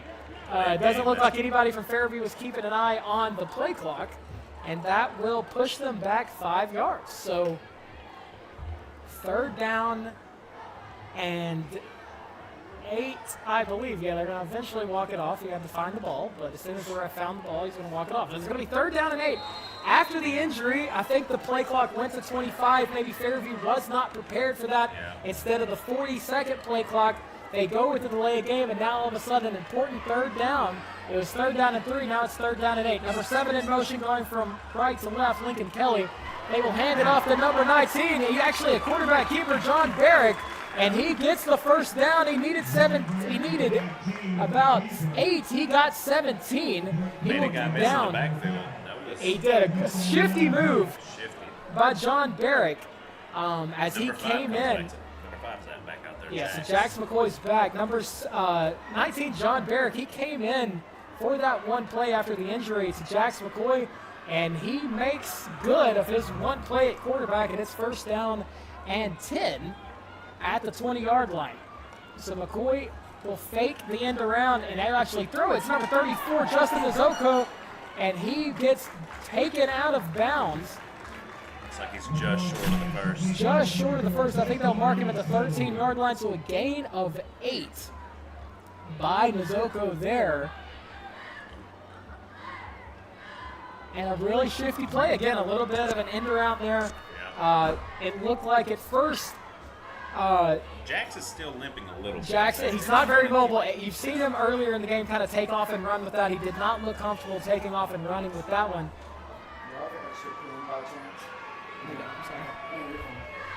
So anyway, so it'll be 2nd down and 3. And end around here to number 21, Trayvon Murray, and he gets the 1st down and a good push by the Fairview O-line. And that'll be a 1st down and goal for the Yellow Jackets as they do a good job there to move the chains. So that was Trayvon Murray on a little bit of some misdirection, a bit of an end around. And all of a sudden we've got 1st and goal for the Yellow Jackets at the Eagle 8-yard line. Yep, they're threatening. Looks like they got a double tight end set. Jet sweep to the left. McCoy hands it off. Number 34 looking for some room. Nosko. And he is able to get maybe a yard. A lot of east and west again. A lot of east and west. Great run fits by the East Hickman Eagles. Yeah, he's been. They've tried that end around a couple of times, and there's been quite a bit of east-west running by him. Not a lot of north-south. Need the north-south. Need the north-south, and again, just a 1-yard run there by the fullback. So it'll be 2nd down and goal at the 6-yard line. 5:25 remaining They will hand it off to the big boy again, number 23, Kentrell Harrison. Oh, my. And again, he's moving his feet. My goodness, and he gets it in the 2-yard line. It looks like a gain of 4. I think he is down, though. We've got an injury again. This time it's a Yellow Jacket. I can't tell who that is that's down. Maybe he got, I don't want to speculate, maybe he got fallen on. But again, that was number 23, Kentrell Harrison. He is a big boy, and he had those feet moving, those legs moving. What looks to be a gain of nothing turned into be a gain of something. I mean, East Hickman hit him in the backfield. They literally hit him in the backfield, but just nothing you can do about it. Yeah, no, he just drove his feet, fell forward. And so that will bring up 3rd down and goal. But again, we do have an injured Yellow Jacket on the field with 5 minutes and 10 seconds remaining here in the 3rd quarter. Again, just a brief update. East Hickman 27, Fairview 14. And a little bit of just how we got here if you're just joining us. East Hickman came out of the gate swinging, actually jumped out to a 14-0 lead before Fairview cut into it to make it 14-7. East Hickman was able to make it a 21-7 game in the 2nd quarter. But before we head to halftime, Fairview was able to cut the lead back to 7. And that's where we went to halftime. It was 21-14 Eagles. Fairview got the ball to start the 3rd quarter. They turned the ball over on downs. East Hickman was able to get the ball at the 49-yard line, and one play. It was Kentrell who. That was actually Kentrell that was hurt, yeah. One play for East Hickman, and they scored on it. It was a run by Matthew Sloan that extended the lead back to 13. So that's how we've gotten to where we're at. But the injured Yellow Jacket is up. That was Kentrell Harrison. He is walking off on his own power. You'd like to see that. And a really important 3rd down here, Ty. I do believe we are definitely in so far. 3rd and short. We are definitely in 4-down territory. You have to imagine. Earlier this game, if you're just joining us, Fairview did get stopped at the 1-yard line. He will hand it to number 21 on the jet sweep. That was Trevon Murray, and he scores. Touchdown. Fairview, Trevon Murray on the end around. He went from left to right and was able to sneak through the defenders, and Fairview has cut the East Hickman Eagle lead down to 7. And they're going to look to try to make it 6, pending the extra point here by number 9, Beckham Adams. But another good drive by Fairview, not really in the air. That was how they scored the first 2 times. It was more of a ground game. The extra point is up and good. And so our new score was 5:01 remaining in the 3rd quarter. East Hickman 27, Fairview 21. And Ty, like I was saying, that drive was a lot different than what we saw in the first half. Yeah. Fairview really got a lot of their work done when they scored earlier through the air, and here they were able to do it mostly on the ground. Yeah, dealing with the injured quarterback situation, looks like they shifted more to the ground game, and it was working. So preserve your quarterback's health and get some points out of it. Absolutely. So, I mean, mostly the ground game there, again, by Fairview. And, again, this East Hickman has had, it felt like at times they were able to pull away, and Fairview continues to answer the bell. After the turnover on downs, you thought maybe East Hickman would be able to run away with this one, but Fairview again continues to be right there. And so it's 5:01 remaining in the 3rd quarter. The score is 27-21. East Hickman leads, and Fairview will be kicking off from the 40. Again, this week, number 9, Beckham Adams, the kick for Fairview. Number 16, our boy JoJo to return. 46. Absolutely. The kick is The out. kick is, that's a heck of a kick. Heck of a kick. It goes And out number the back of the 16 is coming up. Look, he was running after the ball. That's JoJo. And he's actually going to walk up, but it kind of looked like he started cramping there, too. Yeah. I mean, when it's so hot out, first game, you overexert yourself. It's you muggy, you're excited. Yeah. It's hot. Maybe some mustard will fix it. Maybe some pickle juice. Maybe some pickle juice. And you know who might have pickle juice? Don't say it. I'm going to say it. Pete Todd. Was that the answer you want? It wasn't Liberty. It wasn't going to be the Liberty Pharmacy. I doubted it, at least. Maybe you need some electrotherapy. You go hit up MLEC. Maybe. You never know. The technology is moving at the speed of light. So first and 10 for the Eagles at their own 20. A fake handoff. This time it is Dakota Ragsdale. He keeps it, and he scampers. He is cramping. For 11 yards, and he comes up limp. He's kind of grabbing his knee again as well. Looks like he's grabbing his calf maybe. It was a gain of 11 on that first down play. Yeah, they're stretching it out. He should be good to go. Yeah, it does look like just a cramp, but man, like we've said, it's been a hot night here in Fairview. Checking our weather app, brought to you by WNKX. It is currently 73 degrees, but man, it feels a heck of a lot hotter than that. It feels like 74. At least, Greg. I mean, at least. And if this game gets if this game gets any closer, it's going to feel like 174. Because that's how excited I'm going to be. It's a shame we didn't get a deodorant sponsor. We're going to work on a deodorant sponsor. We're going to work on a deodorant sponsor. And while they continue to stretch out, number 13, Dakota Ragsdale, who does look like he's just cramping. It does not look like a serious injury. And, of course, we hope it's not a serious injury. It's just, like I said, a hot night, a muggy night here in week 1. We will take this time to thank our sponsors. Again, MLEC, Advocate Body Shop, Pizza Hut, Liberty Pharmacy, McDonald's Funeral Home, and Ascension St. Thomas. They have been wonderful partners for us to be able to even do this. We genuinely thank them so much. We could not do this without them. And, again, all the best to them. And good news as Ragsdale is up on his feet. Not really putting weight on that right leg, Ty. I hope that's not serious. I hate to speculate, but it's tight. He's not putting much weight on it. They might have to go to the backup here for the remainder of this drive. For at least a play or two until they can get him stretched out. I mean, Ragsdale has been phenomenal on both sides of the ball, Ty. He's obviously been leading at quarterback.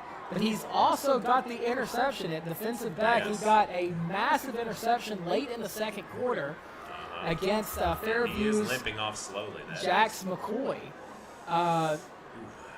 He is limping off slowly. It looks, hopefully, we're really hoping that's not serious. Again, Dakota Ragsdale has been phenomenal tonight. He's led the offense perfectly for East Hickman and also got a massive interception earlier in the game. And so anyway, we will turn to the backup for East Hickman.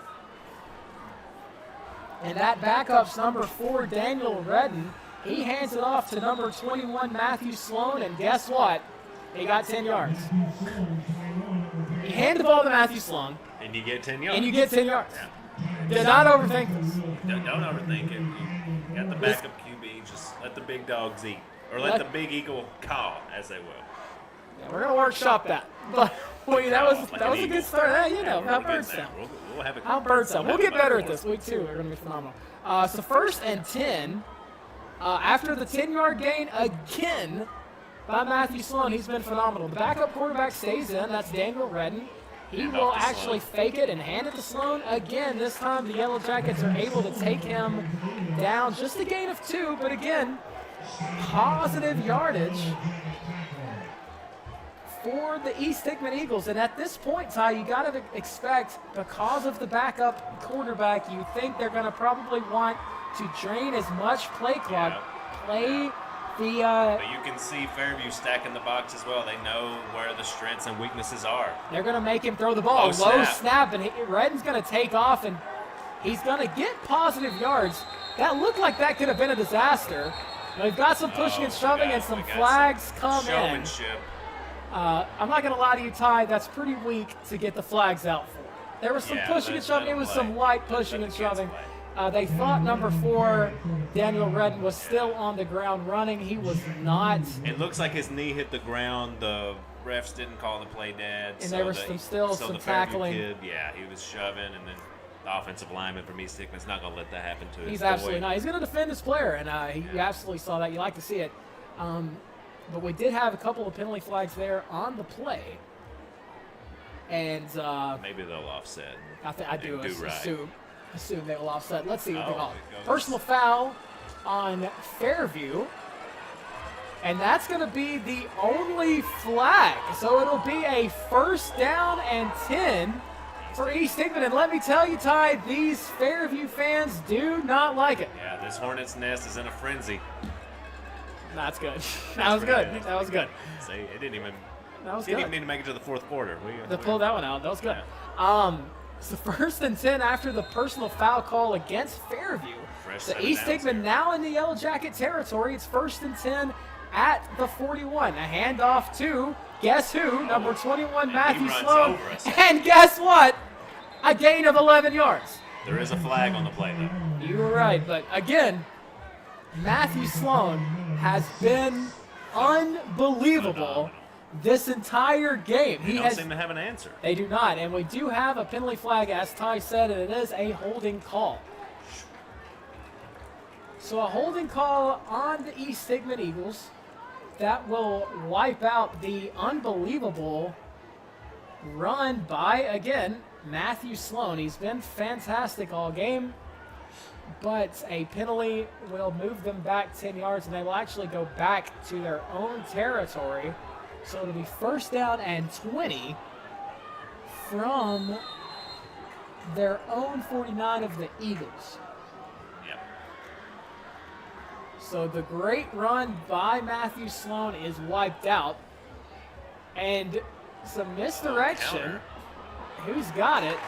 It was number 25. It was a double handoff. It was a double handoff for East Hickman. That was Brian. Number 15. Number 15, excuse me, Austin Weir on the carry. And that was actually a loss of yards.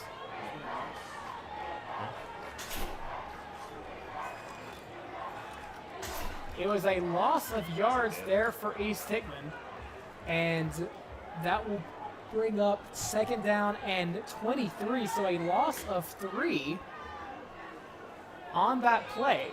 And we've got some movement, and I think this one will be actually on Fairview.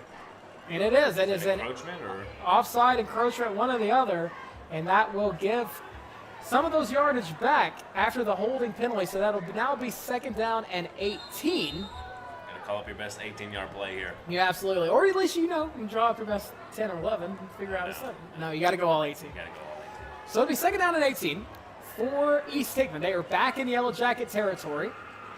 They will fake the handoff. We're going to throw, and it is incomplete. They were looking for number 15. I think that's Austin Weir again. Looked like he was getting held right there on that route. It did look like there was some holding. Number 24, Nathan Hobbs, cramping on the field. He is down as well. Yeah, they're trying to stretch him out. But the incomplete pass there for East Hickman, he probably didn't expect, I'm sure Fairview didn't expect the backup quarterback, Daniel Redden, to throw that ball. He did. It was a good pass by Redden. Unfortunately for East Hickman, it does come up incomplete. And like Ty said, there was some holding there on the pass, on the receiver. They were looking for Austin Weir, but it does come up incomplete. It will be 3rd down and 18. Yeah, he ran a corner route, and he got behind him, and he may have lost the ball in the air, but a couple of hand swats to and from the corner and receiver. It's been a penalty-filled game, and so we might be seeing a little bit of keeping the flag in your pocket here by the refs as we get late into the 3rd quarter. So 1 minute, 39 seconds remaining in the 3rd quarter. East Hickman continues the lead by 6. And on 3rd down and 18, they are going to look to try to get this and potentially go for it 4th down territory. We'll see. So Weir will hand it off to number 13 on the end around Dakota. Is that Dakota? That's 15. That's 15, excuse me. That's Austin Weir.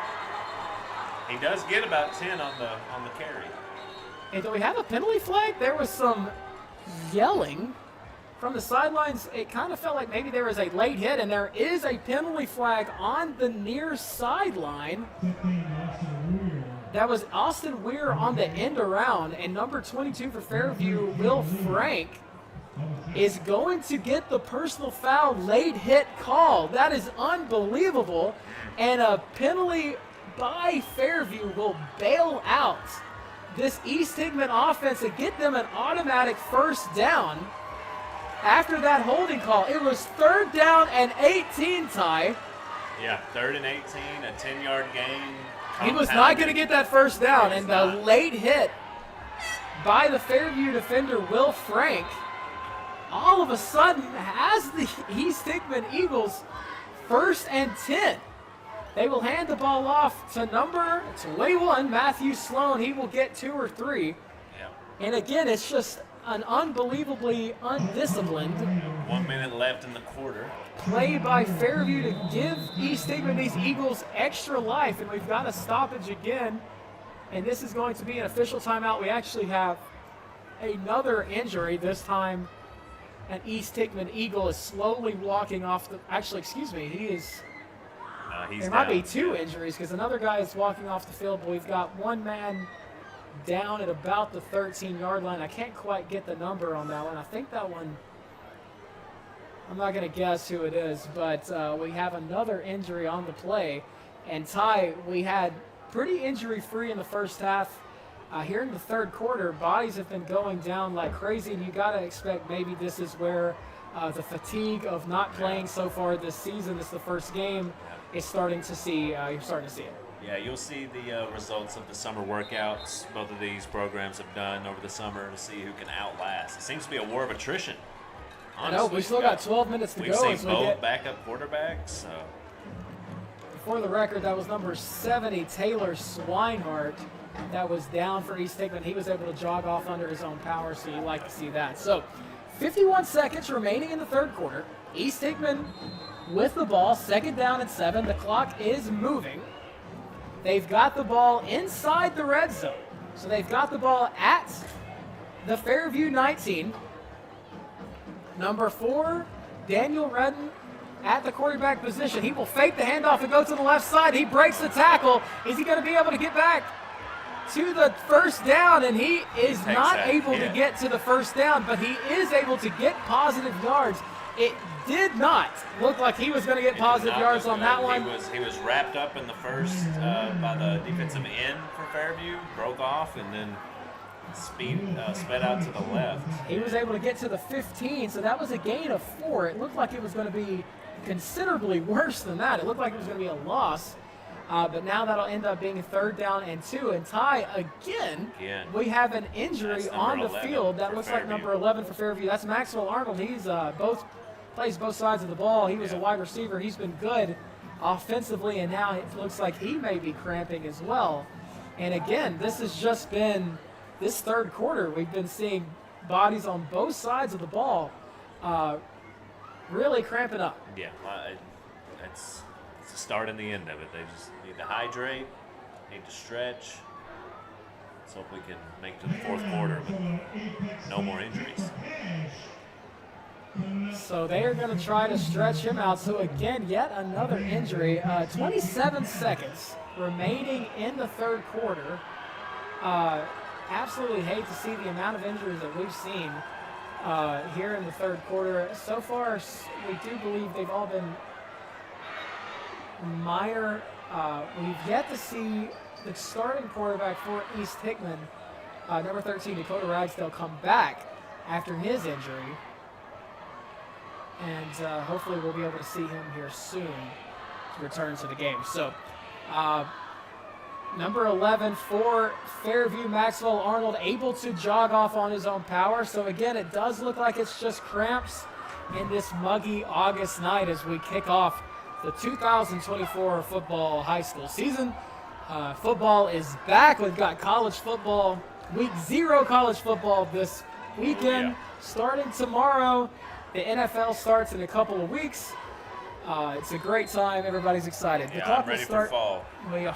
So say us all. But 3rd down and 2 for East Hickman. They will hand it off to number 8. Number 8, it looked like Drake Cole. We haven't seen much of him, but it was Drake Cole, and he gets a gain of 1. and that'll bring up fourth down and 1. 4th and 1. They're going to go into the fourth quarter and think about this. They are absolutely going to think about this. So we have reached the end of the third quarter, and after 36 minutes of play here in Fairview, East Hickman leads the Yellow Jackets 27-21. You are listening to high school football on WNKX.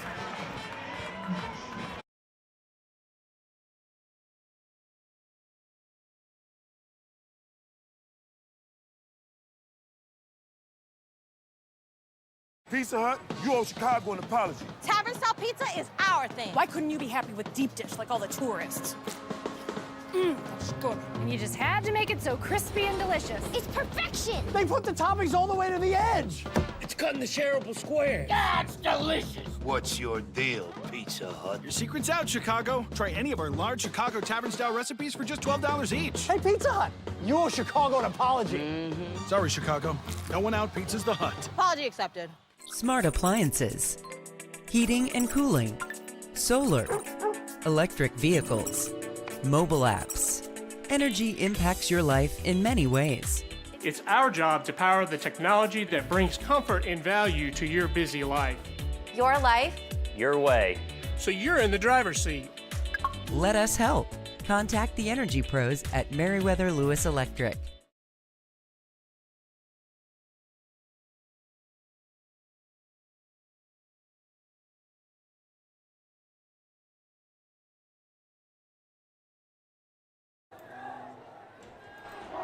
Welcome back in to Fairview High School and WNKX's presentation of high school sports. Fourth quarter, 4th and 1. They're going to hand it off to number 21, Matthew Sloan, for the 4th and 1, and Ty Banks. He gets the first down. Everyday Sloan. You ask him to get 1 yard, he pulls that out of his back pocket. He says, Automatic. how about this? You need 1, how about 4? Yeah, how about 4? And so that'll be 1st and goal. Signed and stamped. Just unbelievable. He has been phenomenal all game long. And really, everybody knew where the ball was going. I mean, there is not a person yet wearing black and yellow that didn't expect Matthew Sloan to get that ball, and he did. So here we go. 1st and goal. Matthew Sloan, they'll fake it, and they'll actually hand it to number 15. And he walks into the end zone. Austin Weir, he walks into pay dirt. Touchdown, East Hickman.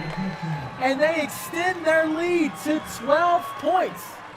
It's now 33-21. Just some more misdirection. And again, Fairview unsure where to look.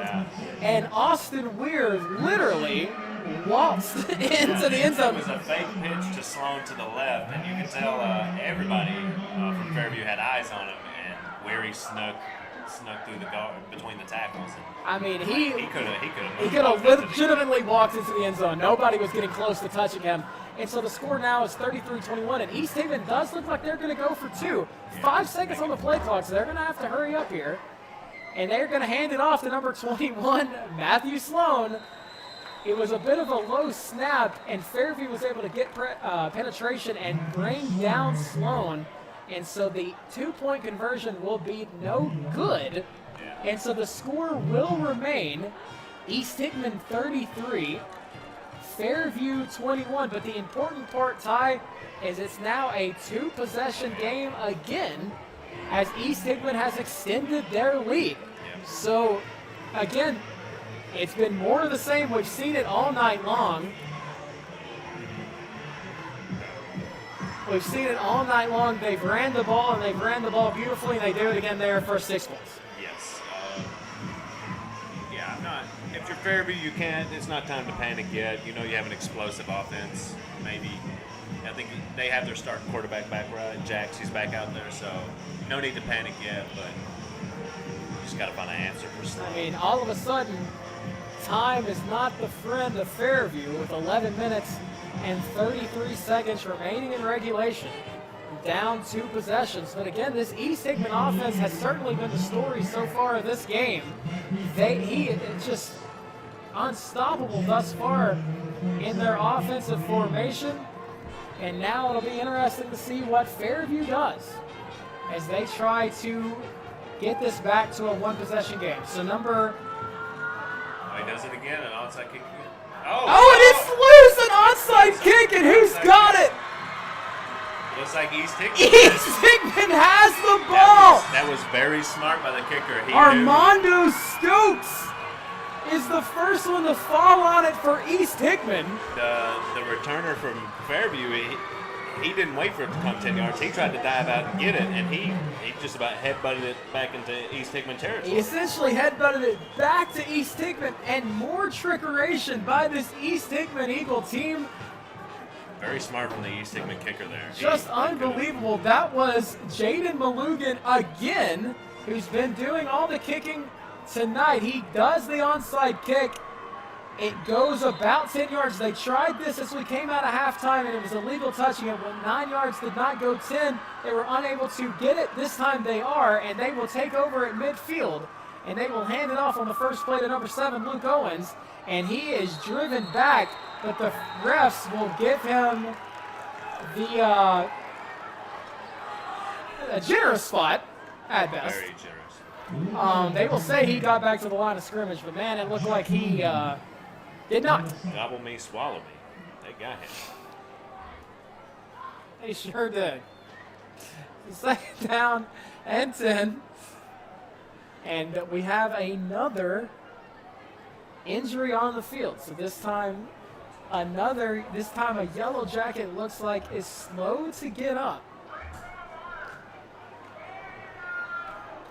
And he is able to actually jog off on his own power. That's going to be number 22, Will Frank of Fairview. He's able to jog off on his own power. Again, it just looks like more cramping as we go late into the night here in Fairview. But again, just to quickly recap what we saw, East Hickman gets the touchdown to extend their lead to 2 possessions, and they continue with the trickeration, a onside kick that is recovered. And now they've got it at midfield. So the first play did not do a whole lot. And it'll be second down and 10. Yeah, if you're East Hickman here, you're trying to eat up as much clock as possible with this drive. Number 7 with the toss. And guess who tossed it to him? That's number 13, Dakota Ragsdale. And that's the first time we've seen him since he went down with an injury earlier in the third quarter. So very happy to be able to see Dakota back out there.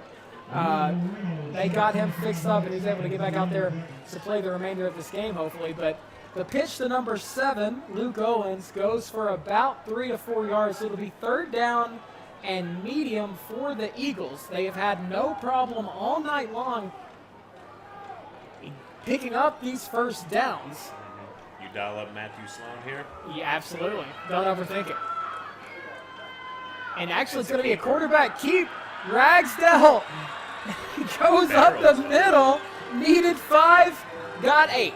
All the way down to the 39-yard line. And that's going to be a first down for the Eagles.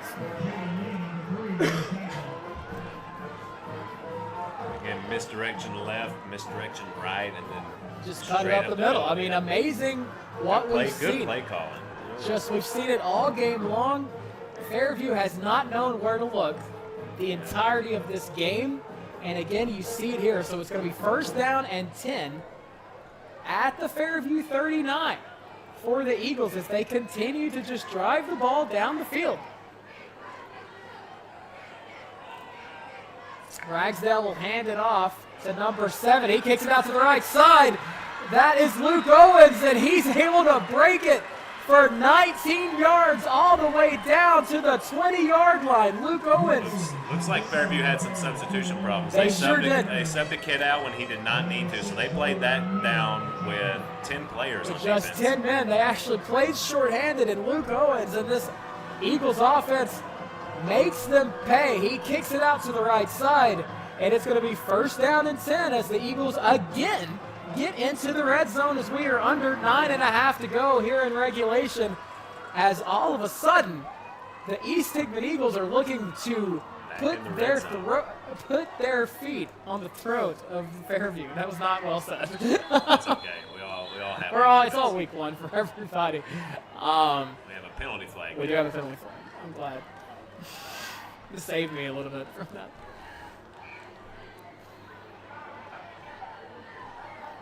So what is the penalty flag? It does like look a false start. Does look like a false start. So that will push Eagles back 5 yards. It'll be first down and 15 now at the 25-yard line. But Ty, I just can't imagine that's going to be much of a problem for them. It has been a problem for them all night long. No. They've overcame the penalties and just running it down. Look, Fairview is absolutely stacking the box. They won. Let's see how this plays out. So end around, they'll give it to number 15. Again, that's Austin Weir. He goes up to the right side, and he finds some running room all the way down inside the 10 to the 6-yard line. A gain of 19. And again, Ty, I think that was 16, actually. That's our boy JoJo. That's JoJo. And again, what's amazing, Ty, is nothing that East Hickman is doing is different than what they've done all game long. They're not really reaching down the magician's hat. No, they have done the exact same thing, and Fairview simply has had no answers all game long. It is fascinating to watch. It's been a well-oiled machine by the East Hickman offense, and it's first and goal from the 9-yard line. Ragsdale will hand it off this time to number 16, JoJo, and guess where he gets to? The end zone. The end zone. Touchdown, East Hickman, and they have extended their lead to 39-21. After the masterful onside kick, the Eagles do it again. They run the ball down the Fairview Yellow Jackets' throat, and they find pay dirt again. This has been just a phenomenal day of offense to watch for the Eagles. They have absolutely executed to perfection, Ty. Absolutely. Yeah. I mean, what more can you say? Yeah, nothing really else to say. So Ragsdale, they are going to go for 2. Ragsdale's going to go to the left side. It's a keeper all the way, and he gets there. And he's going to do a little dance. It looks like he cramped up. I thought it was a part of the celebration, but he's I thought it was a actually cramping up celebration right now. too. But they're able to put 2 on the board. And the new score with 8 minutes and 5 seconds remaining in regulation. East Hickman 41, Fairview 21. And Ty, I mean, this was a close game all game long, and it seems that all of a sudden, these East Hickman Eagles have pulled away. Yeah, your 20-point plays are few and far between, but Fairview might want to find one of those. If you're Fairview, you're going to start wanting to dig into your best 20-point play. I mean, you got 8 minutes and 5 seconds remaining in regulation. Time is officially, it was not your friend earlier, it's certainly not your friend now. And do we see an onside kick again? What do we see why not? In the magic trick that is Jaden Malugan, his ability to get the onside kick? So here we go again. And he's going to do it again, and he kind of overshot it. Yeah. It was a little misclick. He just tipped it. Yeah, Ty, he just got the top of it. It needs to go 10 yards, and Ty, that one went? About 2. About 2. About 2. So he needed about 8 yards. They needed to get the curling broom out to try to curl that about 8 more yards. They were unable to. Yep, they don't allow that in sports. They don't allow that in sports. It's going to be illegal touching by Fairview. Did you watch the Olympics, Gray? Or excuse me, East Hickman. I did watch the Olympics. Ty, what's your favorite sport? You can't say the regular ones. The regular ones, You can't say the regular I do ones. like me some fencing. Fencing is so cool. Yeah, football would be so much better with fencing. I'm just kidding. I can't wait for us to have football in the 2028 Olympics. Flag football. Maybe if the run game is a part of it, they should call Matthew our Sloan. boy Matthew Sloan. I mean, if we ever are within 80 points of any of these other countries, I'm going to be sick. It's not happening. It's just not going to happen. All right. So we love the Olympics, and we can't wait for 2026. The Winter Olympics will be here soon. So Fairview will take over at the East Hickman 43. So number 5 gets the snap. He's running to the left. Jackson McCoy. He was looking down the field to number 19, John Barrick, for the reception, but that pass falls incomplete. So that'll be second down and 10. He was throwing to the sideline and just out of the reach of Barrick. Still walking with a little bit of a limp. He absolutely is. You've kind of seen a lot of injuries here, especially in the third quarter, and you can kind of see that taking its toll here in the fourth quarter. Ty, I mean, this game is not over yet. Fairview does have great field position here. If they can get in the end zone quickly, it'll be interesting to see what happens. So Jackson McCoy in the shotgun. He gets the snap. He's going to throw over to the left, number 11. That's Maxwell Arnold. He's going to go through the middle, and he is rocked. My goodness, he is rocked by number 7, Luke Owens. We've seen him on both sides of the field. He's let him hear it. He tackled him, and he let him know who it was. My goodness, what a tackle by number 7, Luke Owens. He brought down number 11, Maxwell Arnold, and that'll bring up 3rd down and 3, and East Hickman jumps. It was another one of those wide receiver screens, and he was running a lot, as we've been saying, a lot of east to west, and who'd you say, number 7, Luke Owens. He met him.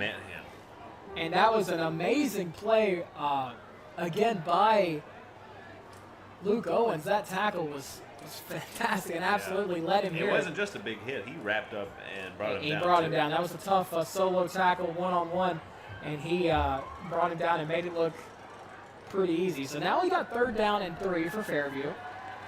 Or excuse me, we're actually got a penalty flag on Fairview. I thought, that was going to be encroachment on East Hickman, but it might have been a false start that twitch or something that made East Hickman jump. Absolutely. So that's going to be 3rd down and 8. You have 2 out wide in the gun. McCoy back to throw. He's going to throw to the left side, and that pass is going to be complete. A heck of a catch by number 11, Maxwell Arnold. We've called his name a couple times. He was the one who just got tackled on that wide receiver screen, but a great throw. And they're moving the chains, right? From McCoy to Arnold. And that's going to be enough to move the sticks. So it's going to be 1st down and 10 for Fairview at the Eagle 32-yard line. Drops back to pass. Number 3. McCoy will throw it to number 3, and that pass is incomplete. It hit him in the hands. Caden Lee is unable to pull it in, and that'll be 2nd down and 10. It looked like another wide receiver screen time. Yes. The release in the lineman upfield for some blocking, but they were trying to turn Caden Lee loose, but couldn't haul it in. We talked about Caden earlier in the game. He's shifty, so if you can get him loose, I feel like he's hard to bring down. So here comes the next play. McCoy looking to throw to the right side. He's wide open. Number 34, Justin Azoko, and the touchdown for Fairview.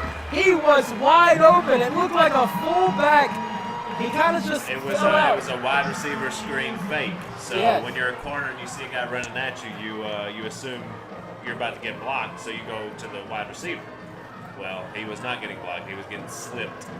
And just the number slip. 34. Yeah, number 34. It looks like the fullback, Justin Azoku, and he is wide open. Yeah, wide open. We're talking 15-yard radius. I mean, the closest people to him were me and Ty. Oh, yes. The extra point from number 9, Beckham Adams, is up and good. And so our new score was 6 minutes and 31 seconds remaining in regulation. East Hickman 41, Fairview 28. So again, a pretty quick response by Fairview, but the fact of the matter is, Ty, is at no point during the night's game has Fairview shown the ability to stop this East Hickman offense. Absolutely. And do you think they're going to be able to do it? They're going to have to do it not just once, but it looks like maybe twice, and in short order. Yes. They have all their timeouts, correct? I think Fairview's only got 2 timeouts left. East Hickman has 3. I think they're going to try an onside kick here, and I mean, you're giving up field position if you don't get it, but you haven't been able to stop them anyway. Yeah, it doesn't matter. You need a 3 and out. Not really worried about a long field goal right now. You just need the ball back. So you need the ball back if you're Fairview. So number 9, Beckham Adams, is going to kick this ball off. It'll be interesting to see.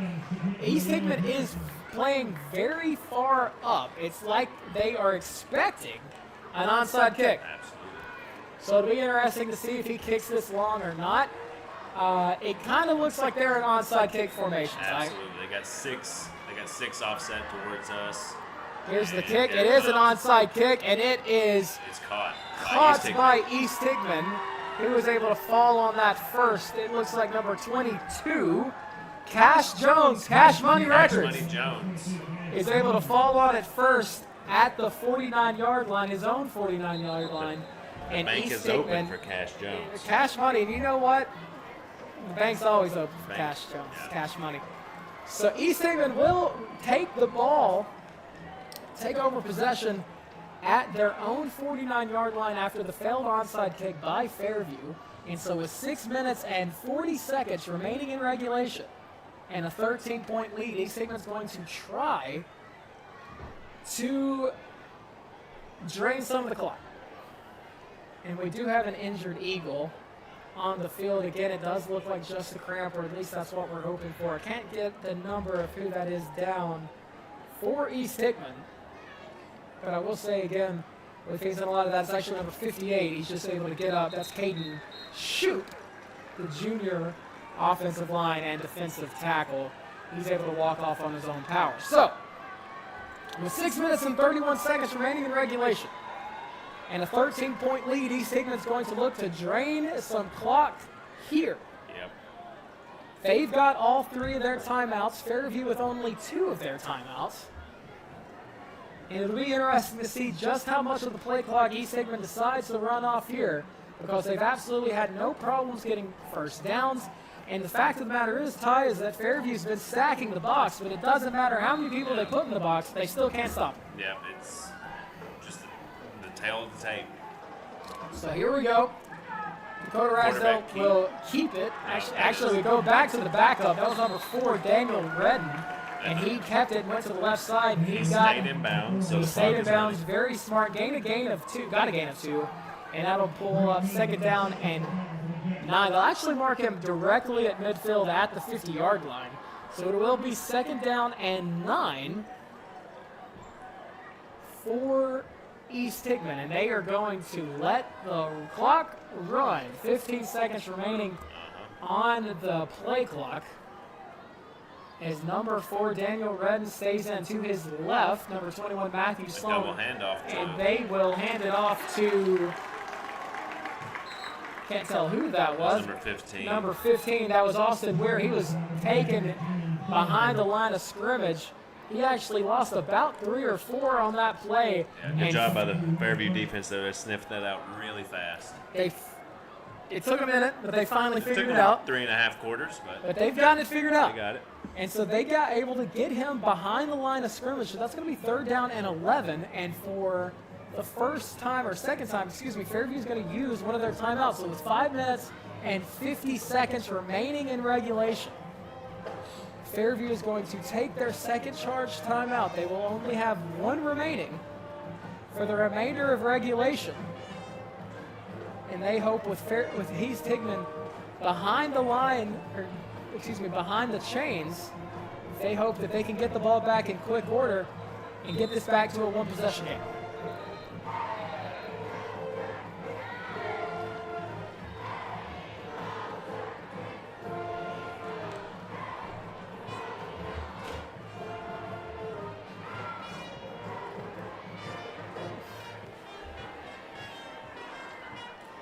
Here comes the East Hickman Eagles.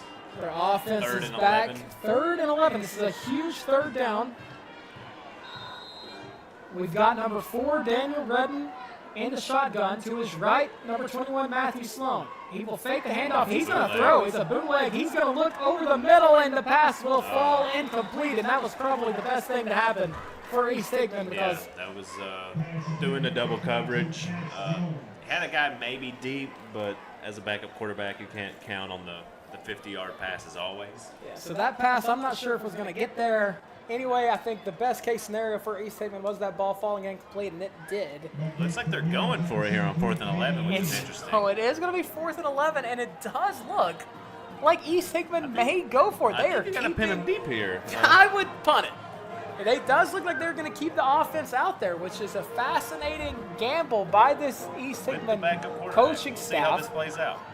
Here's the snap. Actually, he is going to punt it. Oh, it is a punt. Smart. So Daniel Redden, they think he's going for it. They don't send anybody back, and he's able to punt the ball all the way down Fairview to had the nobody 15-yard line. Fairview had nobody back to receive because they thought they might be going for it. A smart play by the East Hickman coaching staff. That was Daniel Redden on the punt.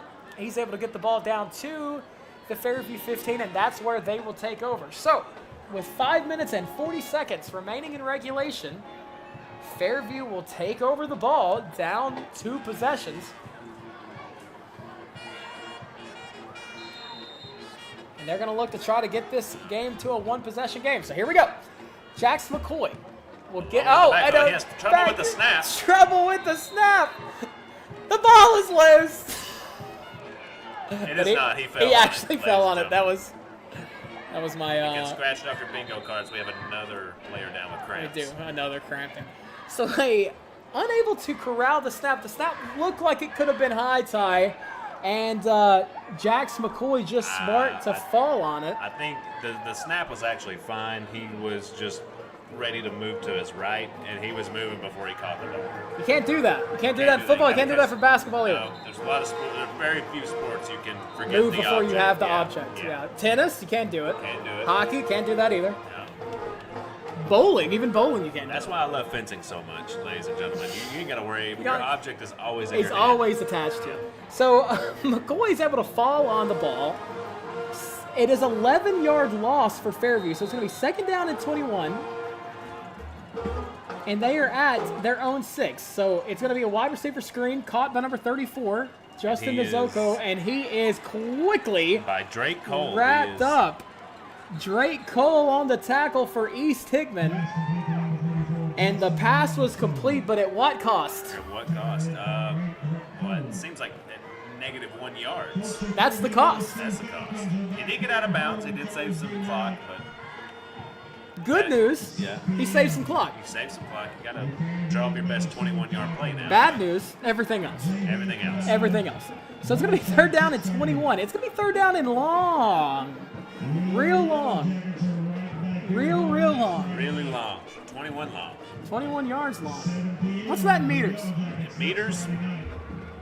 I'm still in the Olympics, you know? Nah, you need to get out of there. All right, we're back in America. So it's 3rd and 21. McCoy on the pass on the important back. 3rd down. He steps into the throw. He's going to look. He has nobody. He throws it over to number 34, Justin Nzoku, and it is caught.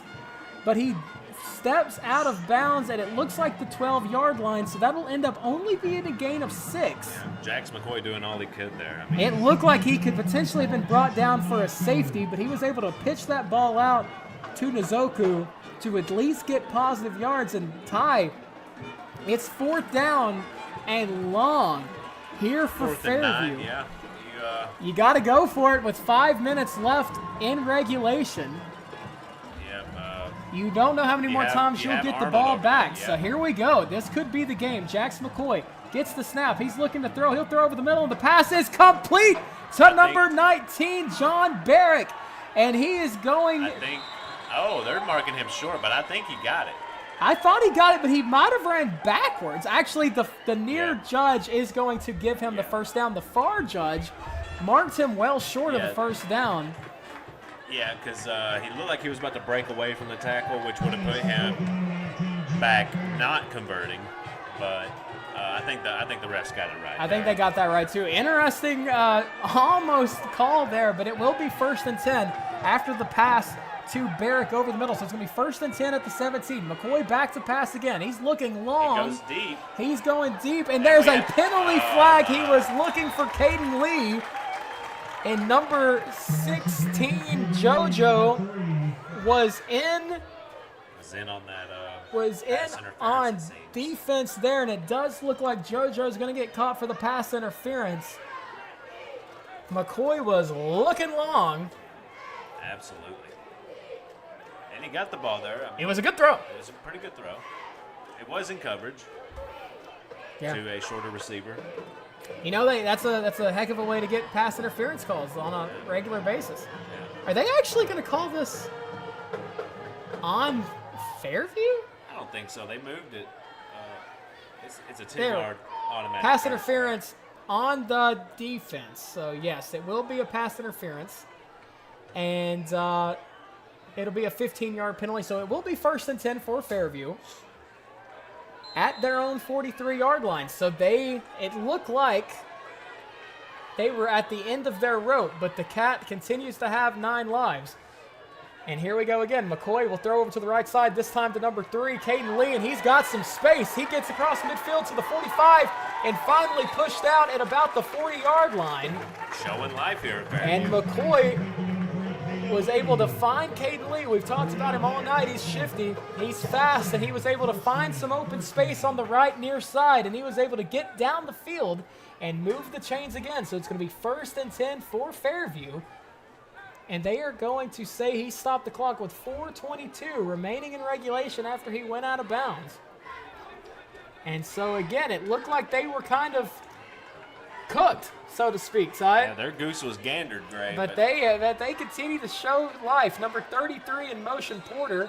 Oh, we have He went from right to left, and before the snap, we've got I think it was a false start. a false start. You were exactly right. And so that will push Fairview back 5 yards.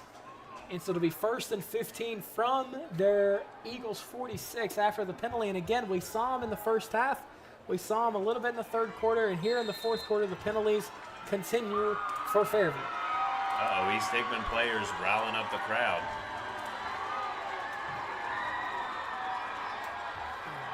So 1st and 15 here. Uh-oh. 1st and 15, and guess what? We've got Timeout. another whistle, and this time it'll be a timeout from East Hickman. So with 4:07 remaining in regulation, East Hickman will call their first charge timeout. They will have 2 remaining. So Fairview with 1 timeout the remainder of the game. East Hickman with 2 and the 13-point lead. So it's 1st down at 15 for Fairview at the Eagles 46, so they are threatening. And at this time, as we do have a timeout, we would like to thank our sponsors one more time. Our friends at MLEC, Advocate Auto Body Shop, Pizza Hut, Liberty Pharmacy, Ascension St. Thomas, and McDonald's Funeral Home. Again, we could not do this without their support. Can't stress it enough, folks. We cannot stress it enough. We thank them so much for our ability to do this. We hope to do this all season long to bring you audio and visual coverage of East Hickman High School football and basketball. On our radio, on the actual WNKX, you can hear the Hickman County feed as they are in Houston County tonight. I do not have a score of that game, but we are ready, back in action here in Fairview. 4:07 remaining, 1st and 15. McCoy gets the snap. He's going to run to the right side. He's looking to throw, and he is going to throw it to his favorite target on this drive, number 34, Justin Ozco. And he gets down to about the 33-yard line. I don't think it's a first down. It's not yet, enough for a it's first good down, shot. but it gets about 11 yards, it looks like. After the 1st and 15, it'll be 2nd down and 4. He's went to Justin most of this drive, and he does it again for good yardage. Yeah, East Hickman is dropping a lot back, so that he's taking the easy Take what targets. Take what they're going to give you. So the clock is stopped with 4 minutes remaining. We got another snap. McCoy looking to throw. He's going to look over the middle, and the pass is going to be incomplete, in and out of the hands of number 19, John Barrick. He's went to him over the middle a couple of times throughout this game, and that time he was unable to catch it. And so that will bring up 3rd down and 3 with 3:55 remaining in regulation.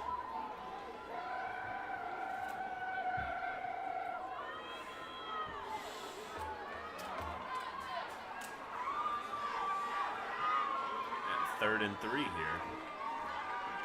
So 3rd and 3. East Hickman is pumped. We got some of the defensive line pounding the turf. They're excited. McCoy gets the snap. He will hand it off to number 21, and he finds some room and gets the first down. That's Trevon Murray with a little bit of the stutter step, and he's able to get the first down. He needed 3 yards and got all the way down to the 28-yard line, a gain of about 8. And it'll be 1st and 10 as the Yellow Jackets continue to methodically get the ball down the field. Ty, the only thing that if I'm a Fairview fan, if I'm worried about is, are they taking up too much time as we're under 3.5 to go in regulation? McCoy gets the snap on 1st down. He's looking to throw, looking to the right side, and he is able to find Justin Orozco, and he makes a move, and he's going to scamper to the end zone. Touchdown, Fairview. And all of a sudden, we've got a one-possession game With 3 minutes and some change. 3:21 remaining in regulation. Fairview gets another touchdown, a great catch by Justin Nwosko. He makes a spin move, cuts to the left. The defender is unable to corral him, and he gets in on the touchdown. And just like that, it's 41-34 time. Yes.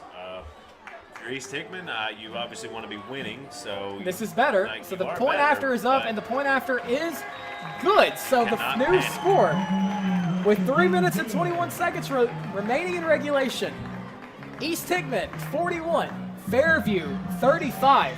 This has turned into a phenomenal game.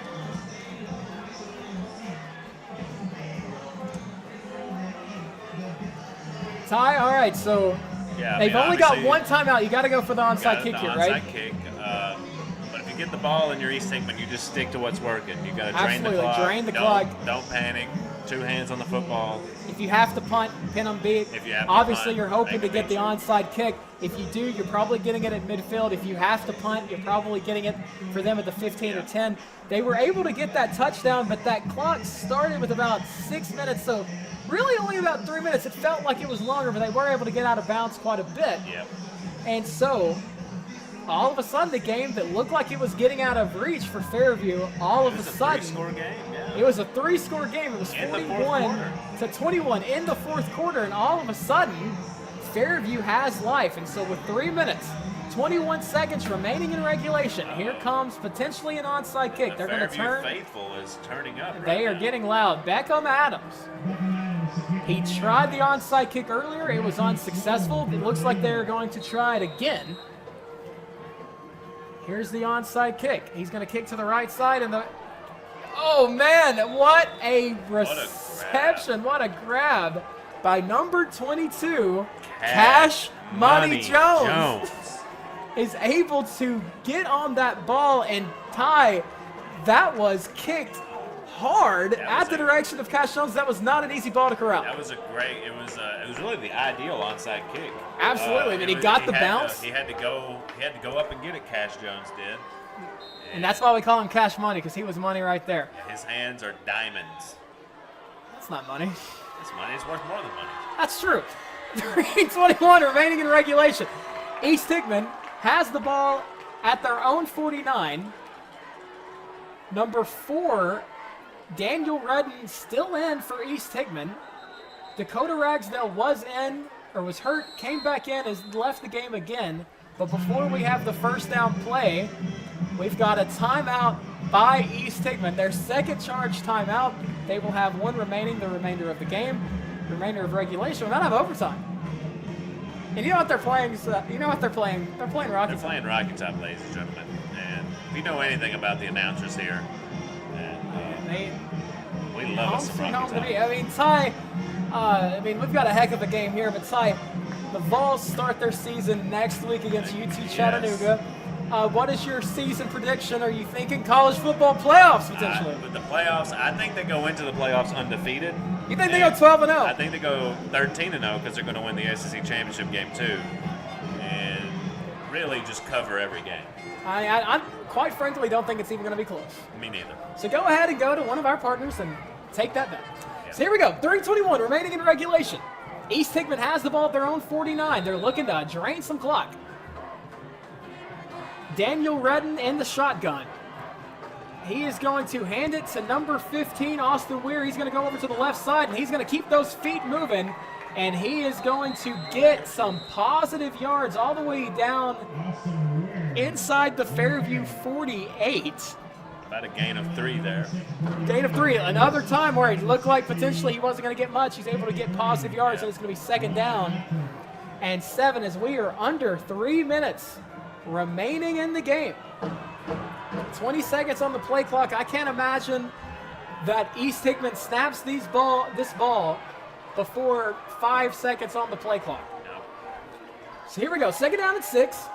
Here's the snap. They will hand it off to, looks like, is it? You know who it is. It is him. Number 21, Matthew Sloan. They hand it to him. He cuts through the middle, and he's going to move the chains. First down for East Hickman, and Ty, that may do it. That may do it. Fairview with only one timeout left, and we're under 2:15 to go in the game. that first down maybe did it. Yeah, they're not in victory formation yet, but maybe a couple more plays. Maybe, 10 seconds on the play clock. Again, they're taking their sweet time as they should. Daniel Redden will hand it off this time to number 21 again. Matthew Sloan, and again, looks like he gets 9 yards. He is almost automatic for the first down. Matthew Sloan again. We don't have the stats and numbers. We got to call ESPN, but I got to expect he's over 100 yards rushing. Absolutely. Probably, 20 carries? Absolutely. He's just been phenomenal all game. Averaging 8 to 9 yards a carry is wonderful. So second Good, down. hard-nosed football from the Eagles.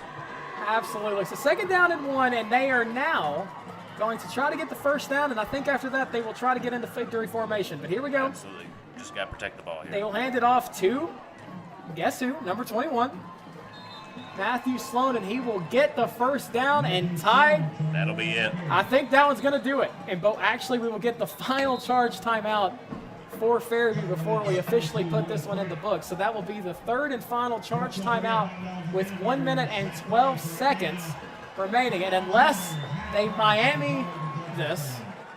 Yes. For those of you not online, University of Miami last year. They could have nailed it. They could have nailed it. They ran it and they fumbled it. Let's hope And Georgia Tech. Georgia Tech, right? Yeah, let's hope the East Hickman staff is smarter than the Mario Cristobal's of the world. Let's hope that they have the QB kneel in the playbook. Yeah. If they don't, that'd be the coach's suggested play, right? It's got to be a coach's suggested play. If you've been playing college football, you absolutely know about that. Take the QB kneel. Let's get out of here. Yeah. So the ball is at the Fairview 32. East Hickman has the ball. 1 minute, 12 seconds remaining in regulation. And we are a couple of kneels away from getting out of here with East Hickman starting the season 1-0 for the second consecutive year, beating Fairview. This time last year was the first time they'd ever beaten Fairview, and it looks like they are going for 2 in a row. Yeah, they're extending that streak. Maybe a rivalry on our hands here. Let's go streaking. We've got 2 in a row. So here we go. It does look like a single back. It doesn't really look like a QB kneel, but he's going to. It's not the traditional formation, but it works all the same. Yeah, kids these days, they're used to the gun formation, so why change it up for a kneel play? For a QB kneel. So Daniel Redden is able to kneel the ball, and he will have to do it one more time as we get the clock underneath 40 seconds, which is where the play clock would be. We kneel it one more time, and that will be ball game. So it's now but just a formality at this point. The East Hickman Eagles fans who traveled to Fairview are showing their support for their boys. Hard to believe the air horn still has juice in it. I know, yeah, it's been going all night long, and somehow it's still got juice, and we've got the final QB kneel, and that's going to do it from Fairview. So the East Hickman Eagles come into Fairview and defeat the Yellow Jackets by a score of 41-35. It was a high-scoring game. Absolutely. Both offenses did a tremendous job, but East Hickman is going to begin the season 1-0 and kick off their 2024 season with a victory over their neighbor rivals, the Fairview Yellow Jackets. Yep. Matthew Sloan. Absolutely MVP. Can't say enough about him. Yeah, MVP Sloan. He was absolutely phenomenal all game long, and he legitimately was fantastic the entirety of the game. Yeah, you could depend on him for 3-yard gain, 10-yard gain, just wonderful. So again, the final score here in Fairview, 41-35, East Hickman with the victory. And so they will improve to 1-0 to start the 2024 season. And they will now turn their attention to White House Heritage next week. As they will take them on at home on August 30th. That will be another out-of-conference game before dipping into the region on September 6th when they take on the Lewis County Panthers. Our alum. We're alum. Yeah. Alumni of Lewis County. So, again, we would like to thank you so much for listening in on this presentation of WNKX Sports. Again, one more time. Our final score here from Fairview, East Hickman 41, Fairview 35. For Ty Banks and our wonderful producer, Samuel Espinoza, who has done a phenomenal job all night, I'm Greg Cottom saying good night from Fairview. Good night, ladies and gentlemen.